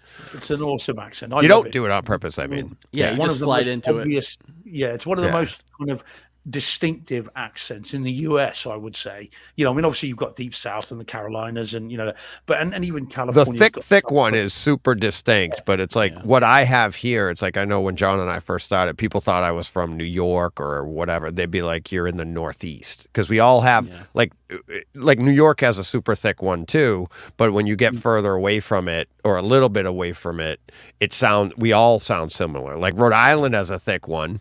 And we make fun of the Rhode Island people, and then they make Philly has one, and it's like, but we all like if you're from anywhere else, you think we're all kind of similar, and we know it's super distinct. So, and it's all kind of that's fun. But this is definitely recommended, though, guys. Again, if you haven't seen it for a while, I mean, you guys have obviously seen it. Yeah, more than I have. It makes me want to go see it again now. Me too, because it's been a long time. Yeah. Don't get the 20th anniversary version. Get your, $7. It'll probably be cheaper than that on, on Amazon or wherever now. And again, Jordan just says it's a great film. Glad to help you save some money, Steve. Yep. Yeah. I'll be Well, back. after he cost him all that money with Megan, it's still Yeah. Made up for it. Yeah, exactly. Again, Megan. Megan. All right. This next one, John's up again. Here we go. All right, ready? Yeah. So this was a little holiday viewing. It's the only movie you can watch on November 1st. This was Coco from Pixar. Well, you'd 4K already seen disc. Nightmare Before Christmas. I had, but this is, this is the holiday Dia de los Muertos, which is November 1st. So, so 4K disc, Dolby Atmos. I love this movie. I watch I've it never probably seen it. Yeah. Oh man, I watch it like once a year at least. And this will be my go-to November 1st movie from now on. This is such a great movie. It's an animated Pixar movie, so visually 4K disc, it is gorgeous. I mean, it is so nice. The images of the underworld and the like the Day of the Dead celebrations and all that stuff. It looks awesome. The Dolby Atmos is nice. It didn't I don't think it's anything great. I mean, the musical numbers sound really good, but I don't necessarily this wasn't. I didn't feel super engaged by it through the entire movie, obviously with Shazam or Godzilla. But still the musical numbers, they sound awesome. You need to watch this, DJ. I think you and Jen would enjoy it. It's a great movie, super touching, brings a little tear to your eye for sure. Well, if it did that to you, what the hell's it going to do to me? Yeah, and I've seen it, multiple times, so I know what's coming. The last 5 minutes, Deej, will destroy you. Yeah. Yeah, me? Oh, yeah. Yeah, there's some scenes there that really tug at the heartstrings. And I got tears during Godzilla versus Kong. I know. But yeah, I can't say enough good things about this movie. The quality is fantastic. Like I said, visually it's gorgeous, and like I said, the sound is fine. It's there. But it's not. It's not a reference disc for sound. I don't think. So. But I think for picture, it's not far off. I mean, no, it's awesome. Yeah. The petals over the bridge. Each individual one, they glow and it looks absolutely stunning. There are some lovely shots of the city, the underworld city, and each individual little light is distinctive. A fun little side game when you're watching this. I'm saying, is it like me? I'd rather be there. It's fascinating place. I would have rather been there than alive. So now that's taken the tone down a bit. Yeah. It seemed a lot more fun. Fun little side game next time you're watching it is to see how many skulls and skull shapes you can see, because even the windows are skull shaped. Even there are signs that are skull shaped. There are buildings are shaped. Yeah, one of the animators, I read an interview where he said there are tens of thousands of skull shapes in this, and there's things you wouldn't even kind of realize. Even the clouds are skull shaped. I'll have to look and stuff like that. But yeah, Deej, if you're going to see this, and you should, because it's a very well made film, have your tissue standing by for the end, okay? Because you will be in floods. I was not far off. The 3 times I've seen this, there were definite tears at the end. And there are moments in this, Deej, you will be a blubbing mess. Jen will be carrying you from your theater, dabbing your eyes. Oh my God, it's funny. It's not quite got the emotional punch of say Up, but it's not a million miles away. Right. So if Up gets it out of the way right at the beginning, though. Well, this is at the end. This is towards the end. Yeah, I mean, there's a couple moments throughout the movie too, but. Yeah, the last couple of minutes is where it really gets you. Yeah. So, anyway, all right. Very good. Now I'm really looking forward to it. Yeah. The worst on stuff like that too is Jen. She's got some medical conditions. She has to take these medications, and one of them it suppresses those emotions. So she's like a rock. So she'd just be watching it. She's John, right? She's like John, and it's like it was so I'll be over there. I'm like, what the hell? She goes, I'd be like you if it wasn't for this. I'm like, she's like, what do you want for dinner? I'm like, but the way they did that, did you see it? They were in a fire.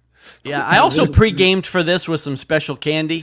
So oh boy, that also aided the enjoyment of it. But yeah, good God, I'm sort of envisaging Jen at the end, sort of P2ing it. Now I know why you cry. Yeah, exactly. Oh no, she reaches out and like, oh, that's neat. Look at that stuff. Shut up. Oh man, this will test it. Yeah. Yeah, might. Yeah, that's a good point. Although I won't get into all that. It's like the kids went to school and everything. But I also love Spanish in it as well. It's lots of Spanish in Coco, which I particularly appreciate. Yeah, so it's very cultural as well. This is one. Lydia doesn't like a lot of animated movies, but of course she she really enjoys this one. Being Mexican herself, it hits a lot of the cultural things that she so the grew up touchstones with. again. Yeah. Yeah, brilliant. That's awesome. Alrighty, go on, indeed. I get a turn. You get to go. Come on. Exactly. And this is actually It's almost like you put the schedule together. I know, exactly. Oh no, I wasn't saying because of you guys. I'm saying like, look at me. I actually got one to contribute, but let's bring it up, and it's actually kind of funny why I get to contribute this one. So, Spider-Man 2 on the PlayStation 5 in Dolby Atmos and all of that. So, my son's birthday was literally yesterday. And this is what we gave him for his birthday. And of course, I got him the package because we literally didn't have a PlayStation 5 in the house yet. And he was fine with the 4 and everything. And after Steve's description of this, and then when it went to Atmos, I started talking to Steve about it behind the scenes because I didn't want Joe to get wise of it for his birthday. So that's what we gave him. And so his birthday was yesterday, but Sunday night we gave him this when we came home from dinner. And he's like, well, looks like I'm calling in sick tomorrow. And he didn't, but he went downstairs and he loaded this up and took a little bit. And I went in and I actually didn't play it. I don't want to, because like I said to Steve earlier, if I start playing, John knows, I mean, that's it. It's like no house, no podcast, no nothing. It'd be like DJ's just busy video gaming. Edward, thank you very much. Edward Culbreth, $9.99 Movember. Contributor for Movember, yeah. Movember. Thanks, Edward. Super chat. Thank you very much. And I actually highlighted his comment earlier while we have him here. Let's pull this down. Is he a new listener? Because I saw his comment earlier. Recently introduced my mom to the Lord of the Rings. 2 down, 1 more to go. So, did you mean the films and not your mom? Like, now for the in-law. That's awesome. Thank you, Ed. Appreciate it. All right, I'm just insulted him. Yeah. You withdraw the super chat. Yeah, exactly. Yeah, withdraw. How do I get this money back? Yeah. It's like, what color is a refund? Steve's looking it up right now. So back to Spider-Man 2.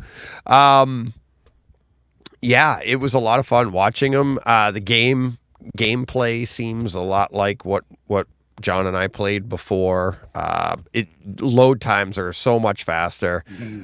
Which I talked to you, Steve, earlier about it. It's like it was interesting because as a viewer now, it's like it's more interactive for me. More like I'm not sitting there waiting for the thing to load for him. Like if he gets, if his character dies and he has to wait, everything was so much faster.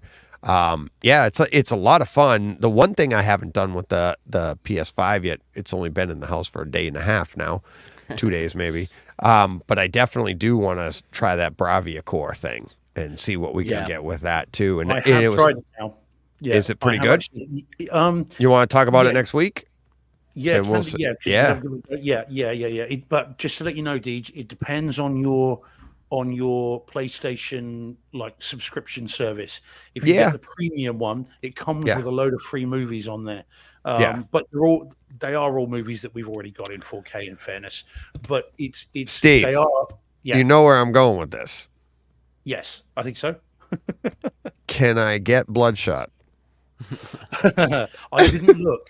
I haven't looked. I'm sure it's there. I don't know. It might not. I don't think that's a Sony film.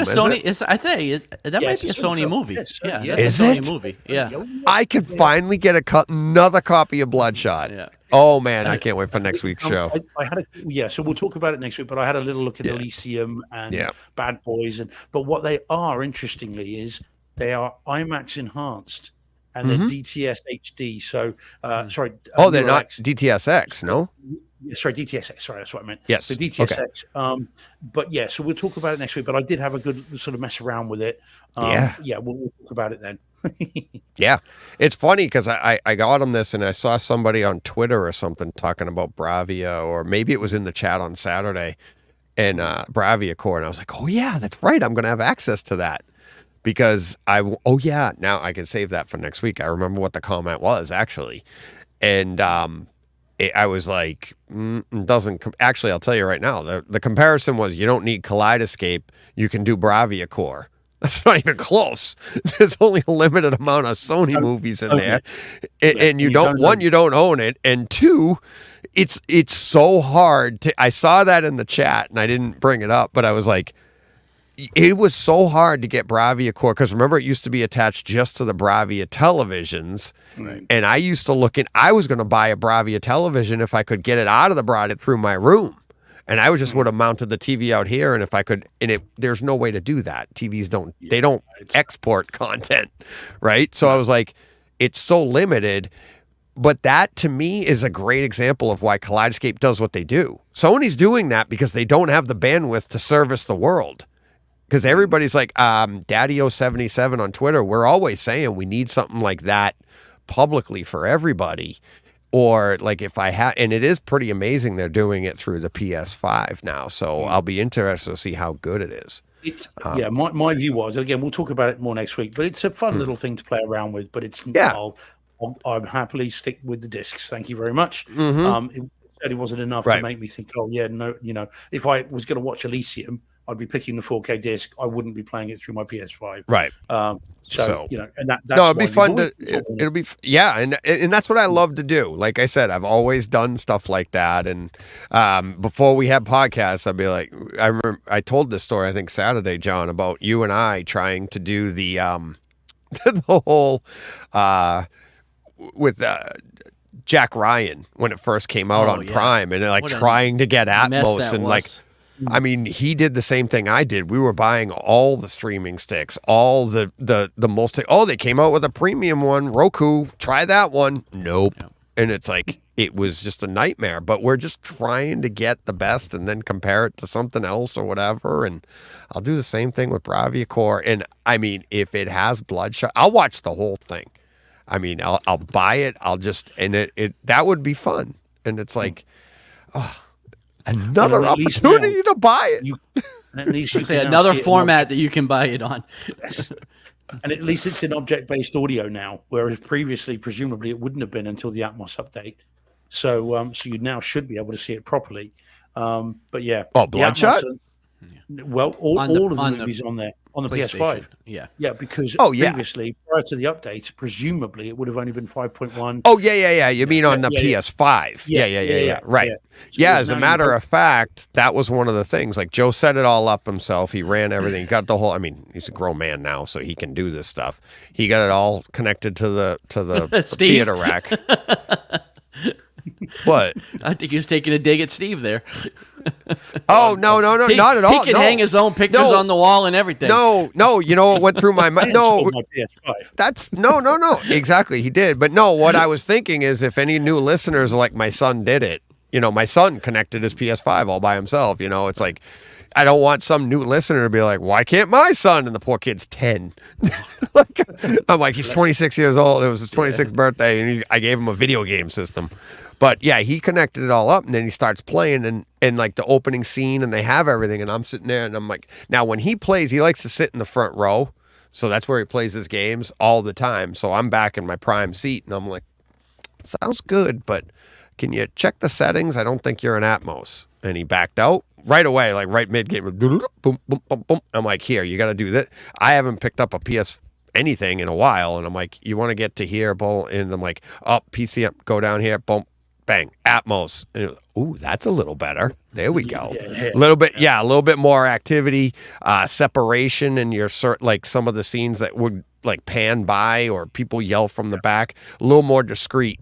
Then I mean, and with video game systems, there's so many variables because some people are just playing on little televisions or whatever. But yeah, it is really nice. The Atmos was a really nice effect to it. And both of us were saying, I can't wait to hear like first person shooters and stuff. So when he gets one of those, I'll probably have a report on that too. Yeah, man, we're good at Brightside video games.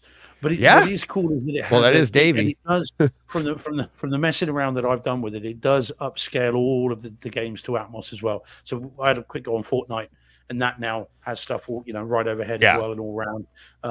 But yeah, what I like about the Spider-Man is, as I said a couple of weeks back, it's the little thwip noise. You can hear the web as he spins it as he's traversing New York. The little thwip noise goes up and above you. So you can hear the web hitting whatever it is it's attaching to, which is such a cool little effect, and it sounds way better in Atmos. So it's really well done. It's a proper movie come to life. This game, completely. Oh, and it's really cool. Yeah, really. Yeah, really and good game. it's like he had never played the first one. I did. I got John and I had played that one. I got like halfway through, maybe 60% of it done. But he never played it, so he was whipping his way through the city, right? And he's like, "This is fun." And it's like he landed like on the Brooklyn Bridge, and he's got to run because there's nothing to whip through. And I'm like, "You can go now." And he jumps up, and then it's so funny. Like, remember when you first learned, John, and like you're just jumping around, and you don't know how to shoot the webs at the same time and jump and everything. So he was learning that, which it was good. But Davey over on #Dork would say, like, he loves these. They have their whole segment, Davey's Video Game Minute, and he's like, anybody that does like the jump. I guess you can. I didn't even know it was a thing, but in video games, you can just portal to the next section or whatever. Fast travel, yeah. Fast travel. Thank you. That's what he called it. It's fast. He goes, anybody that fast travels in Spider-Man is like, you shouldn't even be playing the game. Right? Like that. The whole point of this game is the being able to. And I remember when it first came out, it was like his talk that made me like, I can be Spider-Man, and you do. It's like the graphics are so good, and even when you're going down the street and you're picking up speed as you get closer to the ground, and then you kind of swing back up and you're just hanging there, and you're in your seat going, I can feel there's like no gravity on me. Okay, now there is. Now there isn't. Now there is, and it's so well done, so immersive. Right. Yeah. So, and the Atmos is great too. Helps with that a lot. So, all right, I've talked enough. That was my one. Yeah. So it was a good one. Yeah. All right. Next one is, oh boy. I'm excited for this, Steve, because I just put this on to watch it before the show and realized I didn't have enough time to get. I thought it was going to be 30 minutes instead of an hour, so I turned it off. So, ouch. Otherwise, you wouldn't be here. Well, I would have. Yeah, I would have been late, but I'm going to watch it after we're done. So this is one to watch. Definitely. Okay. All right. Here we go.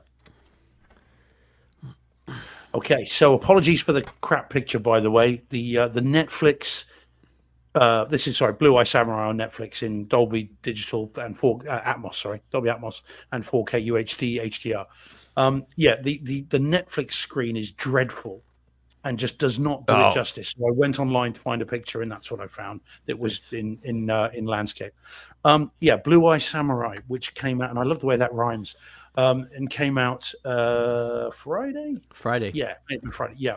So I am now. It's 8-episode miniseries. I think there's only the one season, and I am now up to. I've just finished episode 5.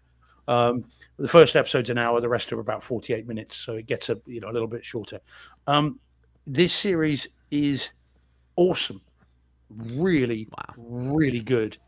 Now, it is about a samurai who is actually, they don't quite accept they're a samurai, but someone who has been maligned and besmirched because they don't match the other people, has had a rough upbringing. Things have gone awry, and they, and I'm choosing that pronoun deliberately, set out on a rip-roaring rampage of revenge. And it is really, really good. Now, no samurai cliche has been left unturned. Okay, so you do get, the blind swordsman. You get the slightly uncertain sexuality of the main character, appropriately, not inappropriately, and deliberately. You've got the kind of the shogun. You've got the revenge. You've got the jewels in the fields. It is samurai by numbers, but it's very, very good indeed, and it's a really good story. And there is the particularly standout episode of them all that are good is episode 5, which has romance and brutality. It has sweep, and it has moments of real emotion. It's really very well done indeed. So yeah, John, you're going to love. I've this. heard great things about it. Yeah. You're going to really get a kick out of this, and Deej, I think you will as well, and possibly because you Deej, I think will like the visual aesthetic even more. Excuse me, because it's beautiful to look at. The animation on it is fantastic. It's computer animation, but you've got the sort of the mixture of the 2D and the 3D. Moving on. You're done, Steve. No, I'm trying something. I tried to upload it. So it looks absolutely beautiful. And there are snowscapes, and you've got forestscapes, and you've got caverns and all this kind of stuff. And then the Atmos is fantastic as well. There are a number of sequences towards the beginning of the thing where there are horses, and they thunder over from the back of the room right over the top to the front, and it feels like these things are in the room. And for an animated movie, it's particularly good. You can you really feel the weight of these horses, and that kind of stuff. But you also then get little subtle things of wind moving kind of in the trees and then in the snow and all this sort of stuff. The dialogue is always perfectly audible. There are no issues with that at all. It is awesome. Really, really pleased with this. And for animation on streaming, sometimes there's banding and there's bits of noise, but there's none of that in this. It's awesome. And look out if you, John, and anyone watching it, for the musical cue from Kill Bill in the first episode, which is awesome. And when that kicked in episode 1, I've just got a giant grin on my face. Just this is going to be my kind of show, and it's great. So yeah, definitely recommend it. Awesome. And well worth putting to the top of your Netflix viewing list. Yeah, you're going to love it, John. I know you will. Yeah. So well worth seeing, guys. Yeah. No, I'm excited now. I like, and then you drop that Kill Bill reference. When you hear it, you're going to be like, oh yeah, okay. Nice. There you go, Steve. Yeah, there you go. That's right. Cleaner. Yeah. So sorry, it's such a crap. It's already compared. Yeah, it's just. If you ever have problems like that, just let me know, and I can grab it, and it'll, whatever I find crisper or something like that. But yeah, that's cool. That's a great image too. Yeah, it's nice, and so you guys are gonna get such a kick out of this. I mean, even John, I don't know, does it translate for you over there? I know on my my MacBook here, I'm like, look at the paper in the back. It looks like it's supposed to be like paper or something. The background to this image here on the screen looks really, really nice. Like parchment. Which there's calligraphy in the, again, no samurai stone and cliche has been left unturned. Yeah. All there. That's awesome. I mean, you could almost tick it off as you go, but it's all the better for it. It's really well done. It's come out of nowhere too. I didn't know anything about it until tail end of last week when I saw a trailer to it, and it's like now on Netflix. I'm like, oh my god, right, okay. Yeah, I didn't either. I saw it on Twitter. Mark Bernardin was watching it, talked about it. Okay. And then I was good. Like I said, I was just gonna start watching the first episode before we started, but I didn't have time. So from the writer of Blade Runner 2049. Yeah, Logan and Blade. Wow, look at that. Awesome. It's and so talking about PS5, so good is this that I've just re-downloaded Ghost of Tsushima to play that again, and that's a samurai game which is beautiful to play and really good. So I'm going to go back through that now because I've enjoyed this so much. Nice. Cool. All right, let's start off with let's see. Van Gool in the chat earlier just watched Enter the Dragon and loved the 4K. So thanks, Van Gool, from your lips to John's ears. Well, I think he saw the teaser that you popped up there. This is from earlier, John. That comment was way earlier. Oh, was it? Okay. Oh, yeah, that was a while ago. Yeah, exactly. Well, I just I picked up Enter the Dragon this week as well. $10 sale from Amazon. And I watched the special edition, which I believe is the first time I've ever seen the special edition. I've seen the theatrical cut a few times, not as many as some on the show, but I've seen it a few times. But yeah, I think this was the first time watching the special edition. As I said, 4K disc, Dolby Atmos. I thought the 4K on this, I thought this disc looked fantastic. It was very, very well done. I didn't own the Blu-ray of this, so I don't know how good the quality upgrade was. But much better than the last time or any time I've ever seen this movie, because I've probably only ever watched it on, like broadcast TV. Yeah. I didn't see it in the theaters in 1973. I was 3, so No excuse. no excuse. Come on. So I think I've probably never seen this on bigger than a 27-inch TV on channel 56 or something from Boston. But yeah, this looked great. As far as the Atmos goes, I mean, I didn't see a lot here. Steve, I think maybe you What about disagree, the apple? but Do you remember the apple? Yeah. The apple- Yeah, I do remember that with the darts, but I thought it was fairly front focused for most of the movie. I mean, there was a couple of scenes because anytime you put an object-based mix in, you're going to hear something. But I don't know. I was much more enthralled with the visuals than the audio here. But yeah, I thought this was fantastic. I'm going to spend a lot of time on it because I know you guys have both talked about it pretty recently. But yeah, obviously worth the $10. Well worth the $25 it would have been too.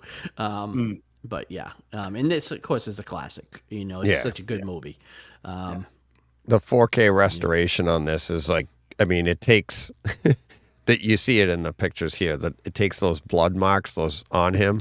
It's the same effect as the Sharpie on the shark in Jaws. Right. You're like, yeah, they look a little didn't age well. Yeah. Is that grape jelly or raspberry jelly or whatever that is? But and it looks like lipstick.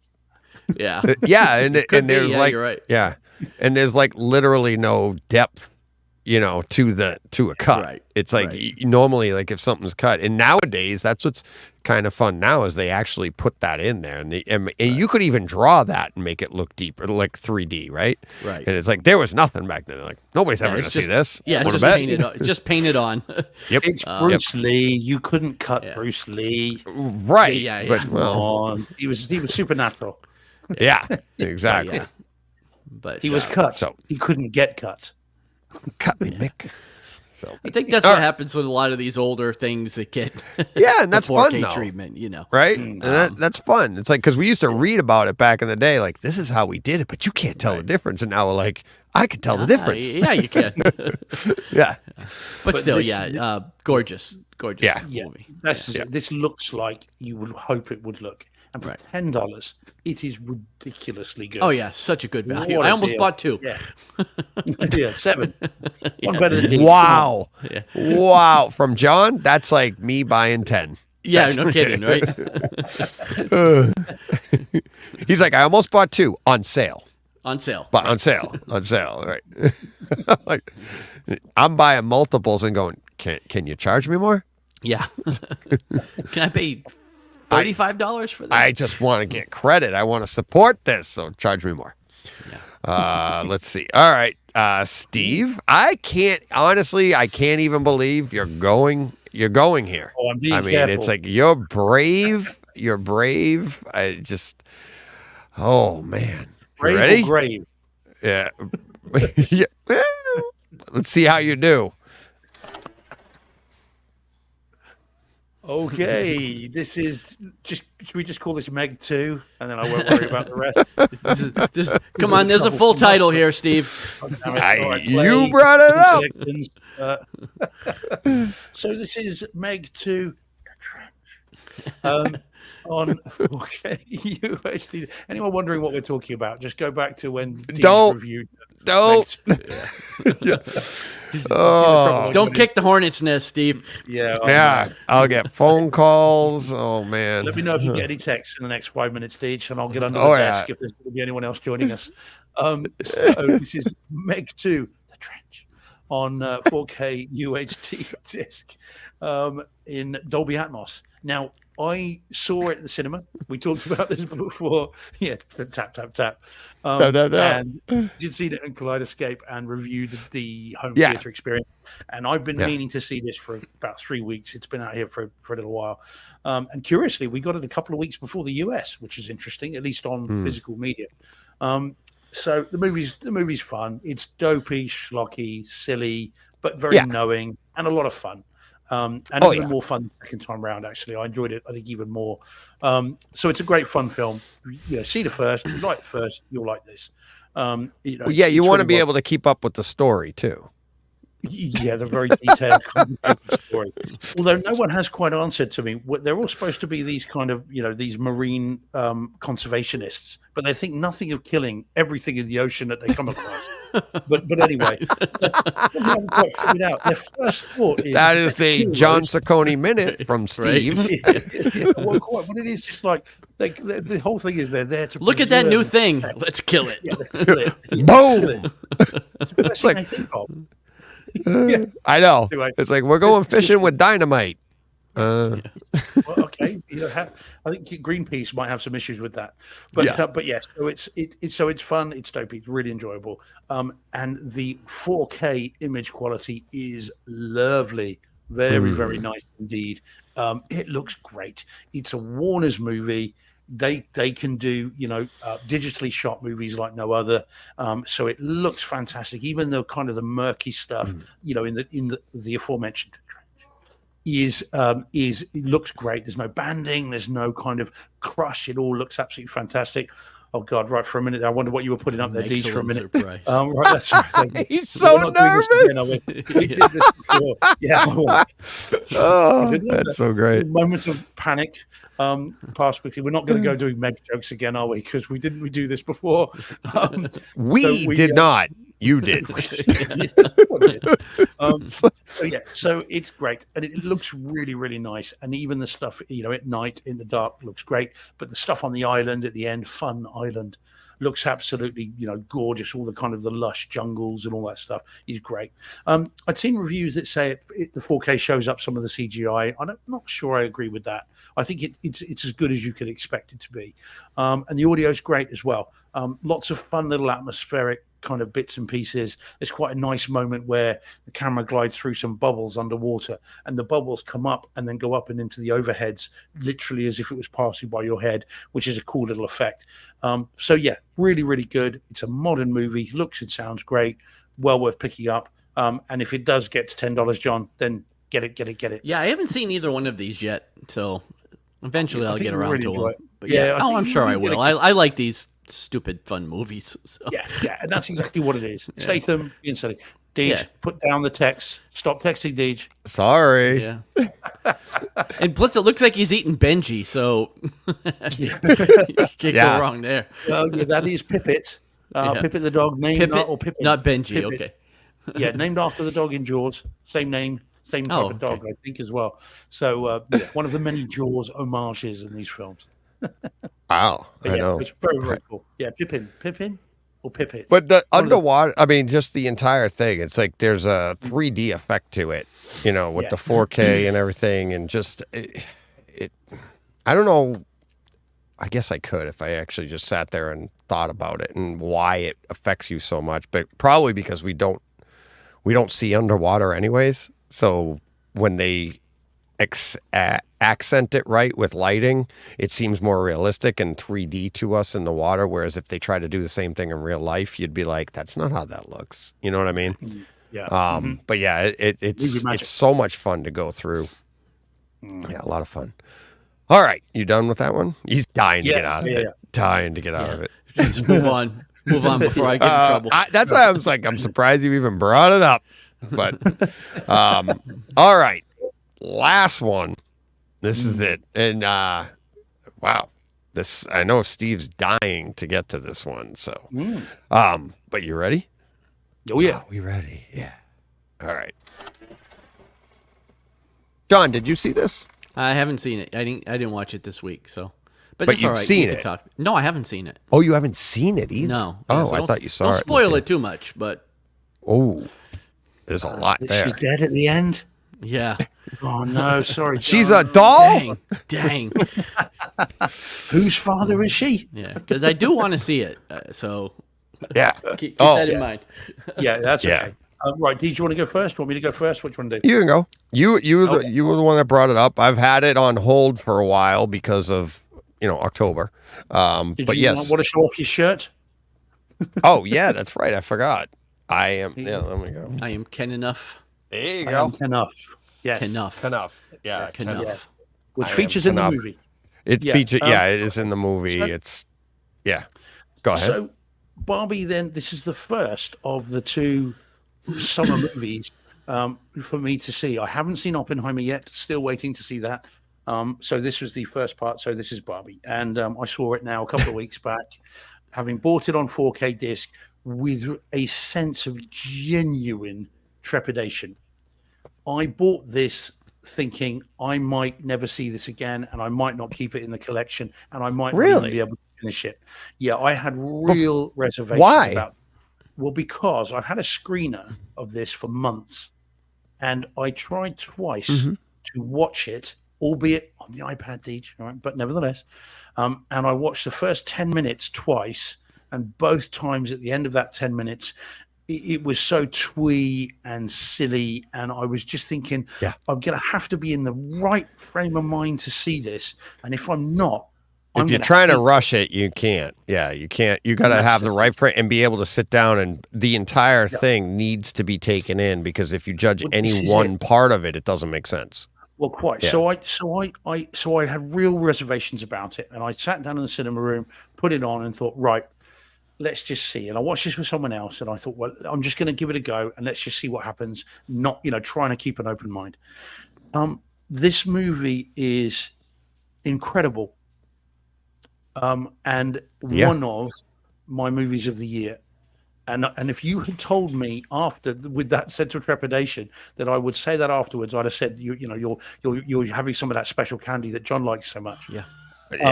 So I and what I think is genius about this film is that first 10, 15 minutes is deliberately doing what people like me thought the whole movie was going to be, but it very quickly and very cleverly metamorphosizes, changes into something completely different. Yeah. And this it goes from a movie, a silly, dopey kind of comedy movie, and becomes something profound by the end. And it moves that way all the way through. I was blown away by this. And again, I have to say, guys, that there is a line at the end, which I am not about to spoil, which, look, I didn't say it, Meg. I didn't say it. There's my girl. I heard the trench was being mentioned. I thought I would have to hop on and defend my name. He did excellent, Pumpkin. He did excellent. He was very well behaved, but I thought you should have your space. But if you have a minute, you should stick around. We're doing Barbie right now. Ooh, very exciting. So stick around. I have a quick little minute. I'm just leaving work, but I can put a quick 2 cents in on my. Okay, he found this movie. He just saw it and he found it to be very profound. Oh. So let's let him. Yeah, go ahead, Steve. There was a line at the end, which I'm not going to spoil, John, or for anyone that hadn't seen it, which I thought was absolutely beautiful, and profound, as I say. And I thought this was extremely moving. It's an incredibly intelligent film, and has all sorts of challenges of stereotypes and particular views of people and gender and race, and turns it all on its head in a very, very clever way. So I thought it was extremely good, and very, very clever indeed. So I loved it. And again, if you told me beforehand that I would have said, really? But it was fantastic.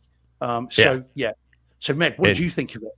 Well, I saw Oppenheimer. She did the opening day Oppenheimer Barbie combo with her friend. Yeah, she did Barbieheimer. Yeah, with her friends. Yeah. Barbenheimer, sorry. And when she came home from that, she's like, Dad, I got to take you to see this. We got to go see this. We went and saw it. Of course, she was right. I loved it, just like you did, Steve, because you don't. But I didn't have the trepidation you have, but you have that preconceived notion of what it is, right? Well, based on Meg, watched the first 10 minutes twice. Yeah, exactly. Well, yeah, and that's what. Yeah, you missed that, Meg. He said he started it twice in the first 10 minutes, and I'm like, yeah, you're going to be aggravated because it doesn't make sense. but as it goes, you're going to be. And then Meg and I, and my wife, we were in the parking lot because we had separate vehicles, and we chatted for like a while, like I tend to do. But there's so much to this. But go ahead, Meg. It's awesome. Yeah. I remember going in that I had seen that Greta had put out that if you hate Barbie, this movie's for you. And I was like, I didn't really know what it was going in. I thought it was just going to be kind of like a fun movie. But no, I agree. I feel like it broke down so many stereotypes, so many different parts of life that just exist in the world now that we all have to kind of live with. And I thought it put it in a really, great light. And I thought it was a fun way to watch it. But I also felt like it had, like you said, such like a profound meaning and a profound like message at the end. Yeah. I think it's quite subversive in that way. I think it kind of goes into it. It gives you one thing and says to you, this is the kind of movie this is going to be. And I think the trailers pointed you in that direction.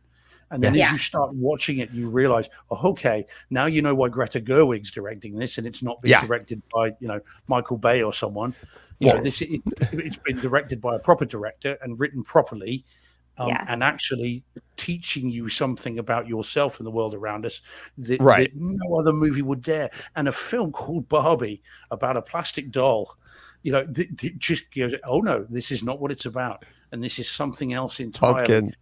He's broadsided by that. He's dancing all around everything we talked about in the parking lot, because it was so everything you just said, Steve, is like one of the many things we hit on.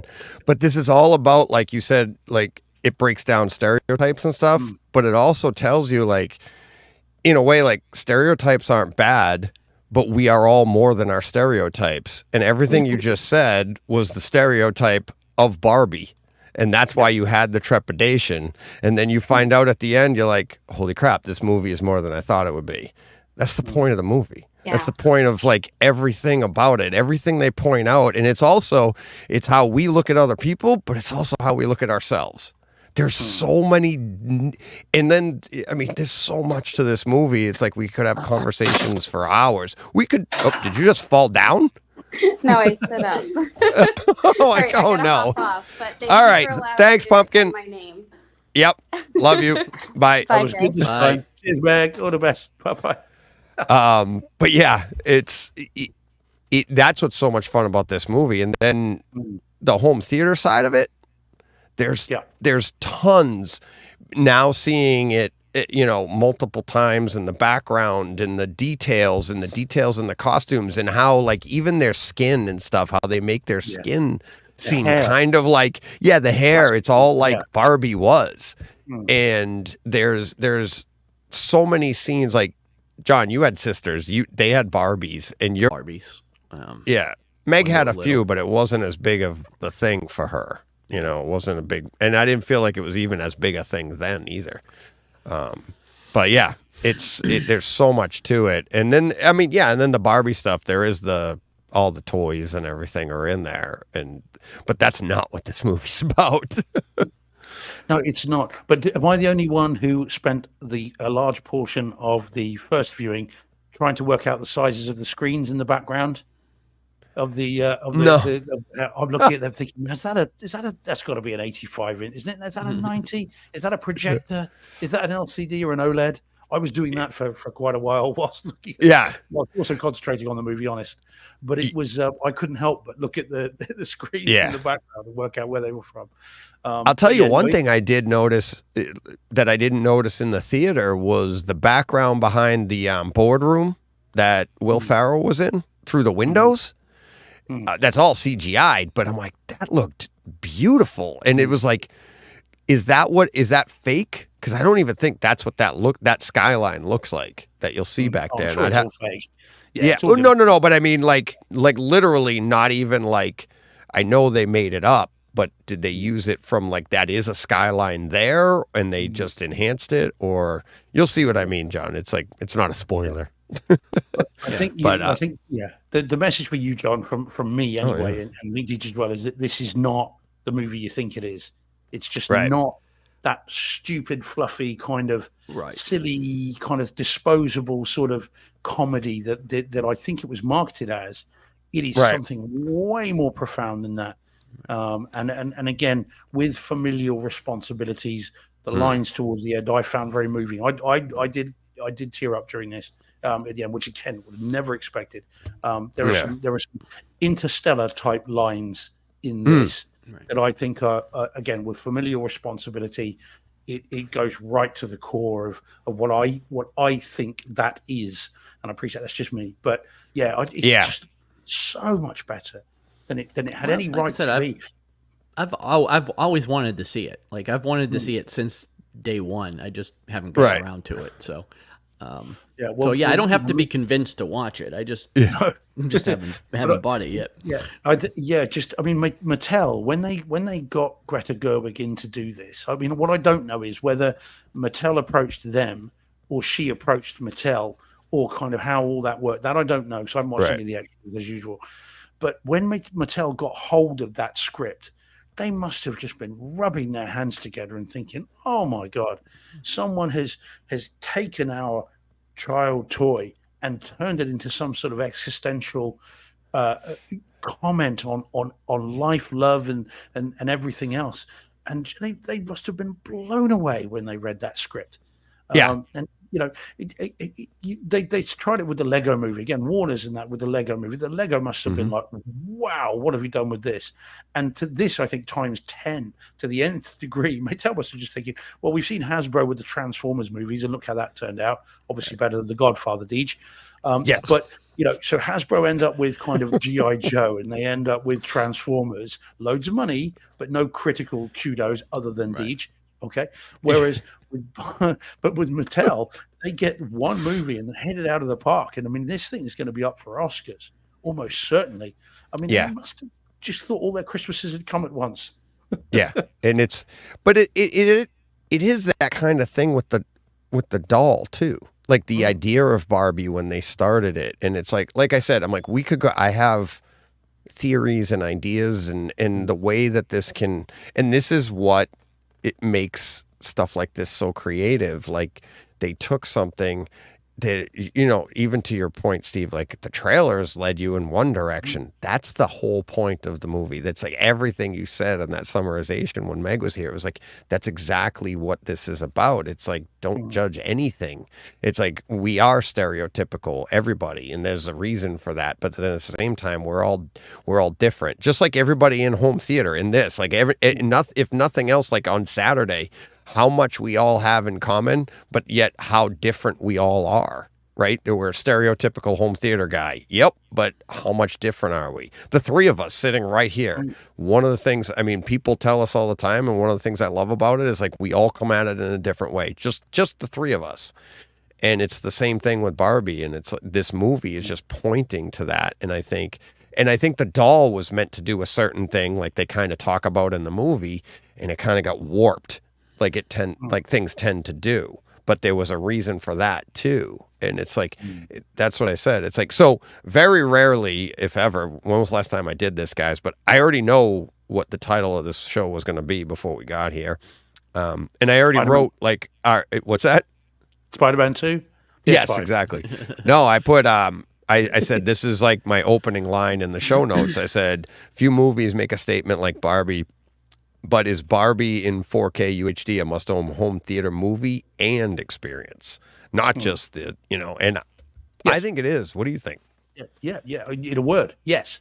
Yeah. I mean, but the experience too, because it's not an action movie, but the sound, the atmos, the bass in like the music that they used in this, it was so punchy, like so poignant and punchy. It was like boom, boom, boom, and like you could feel each of those notes. It was really, really nice. But I mean, there's no explosions and crazy stuff, but it's like it was very loud too. I thought everything about this movie felt elevated. It's definitely not like what people would say like Atmos. It was definitely a louder movie, like Lucy. You know how Lucy plays is really loud, and you're like, maybe I want to back that off. This movie was kind of like that as well. I didn't back it off, but some people may want to, because this one here, I thought it played really loud. Yeah, I mean, I'm struggling to think of an exact audio scene or sequence, but I remember thinking it was great. I mean, the video is great, does exactly what they wanted it to do. It's very bright, contrast is very high. It's beautiful. And what's the name of? Oh, forget the lady from SNL who plays the thing. Oh God, what is her name? Kristen Wiig. Was it? No, no. She's the lady that was in Ghostbusters as well. She. Yeah, she was. Yeah, right, I forgot. Anyway, yeah, I didn't realize she had such blue eyes. I mean, it was always just enchanting. All of them, and their eyes in this everything looked so good. But yeah, when you go back and watch it again, Steve, like listen to the notes and the music and stuff. It's so good. It's so, and again, the dialogue's crystal clear, of course. But there's yep, yep. There you go. There's so much to it. So, but yeah, it was awesome. Yeah. All right. I can't see what you think of it, John. I look forward to hearing your views. Yeah, chatting again. Chat about it again. For sure. Yeah, for sure. Don't be shy. I'm not. And we'll have to make sure when Meg is available for when you see Meg 2. Yeah. Yeah. Exactly. Exactly. What else do we? Is that it? That's it, right? That's all we got. Yeah. That's a show. Oops, sorry, I didn't mean to do that. That was probably that's going to come through really loud. So, all right. That will do it then. I guess we will wrap up from here. And thank you, everybody, for everything this past weekend, everything as we go forward. It's been a blast. And thank you for the patience in the chat today. We didn't get right to our home theater experiences right away. But yeah, I thought that was a pretty good reason not to. So, yeah. All right. Anything else? You guys got anything else? Final words? We're running late, but good times. John, Time flies. Worries. I've got dinner to eat. So me too. John, I was going to take a picture and send it to you, but chicken catch. I made chicken cacciatore in the crock pot today for Jen when she came home, so the house would smell nice. So I was thinking of you while I was not cutting my fingers off. Yeah. So. One time you cut your finger one time. I've cut mine many times, and I almost did while I was thinking of you. I go, that would have been bad. Yeah. So, all right. Until next week. I don't know what I have for Takeover Tuesday next week. I got another busy week. Way more stuff to get to. I got home. I got updates on the new theater. I've got tweak of the week. Who knows I can't wait to talk about my tweak of the week next week. Lots of fun stuff. So we'll see you next week. And until then, go push play. What he said.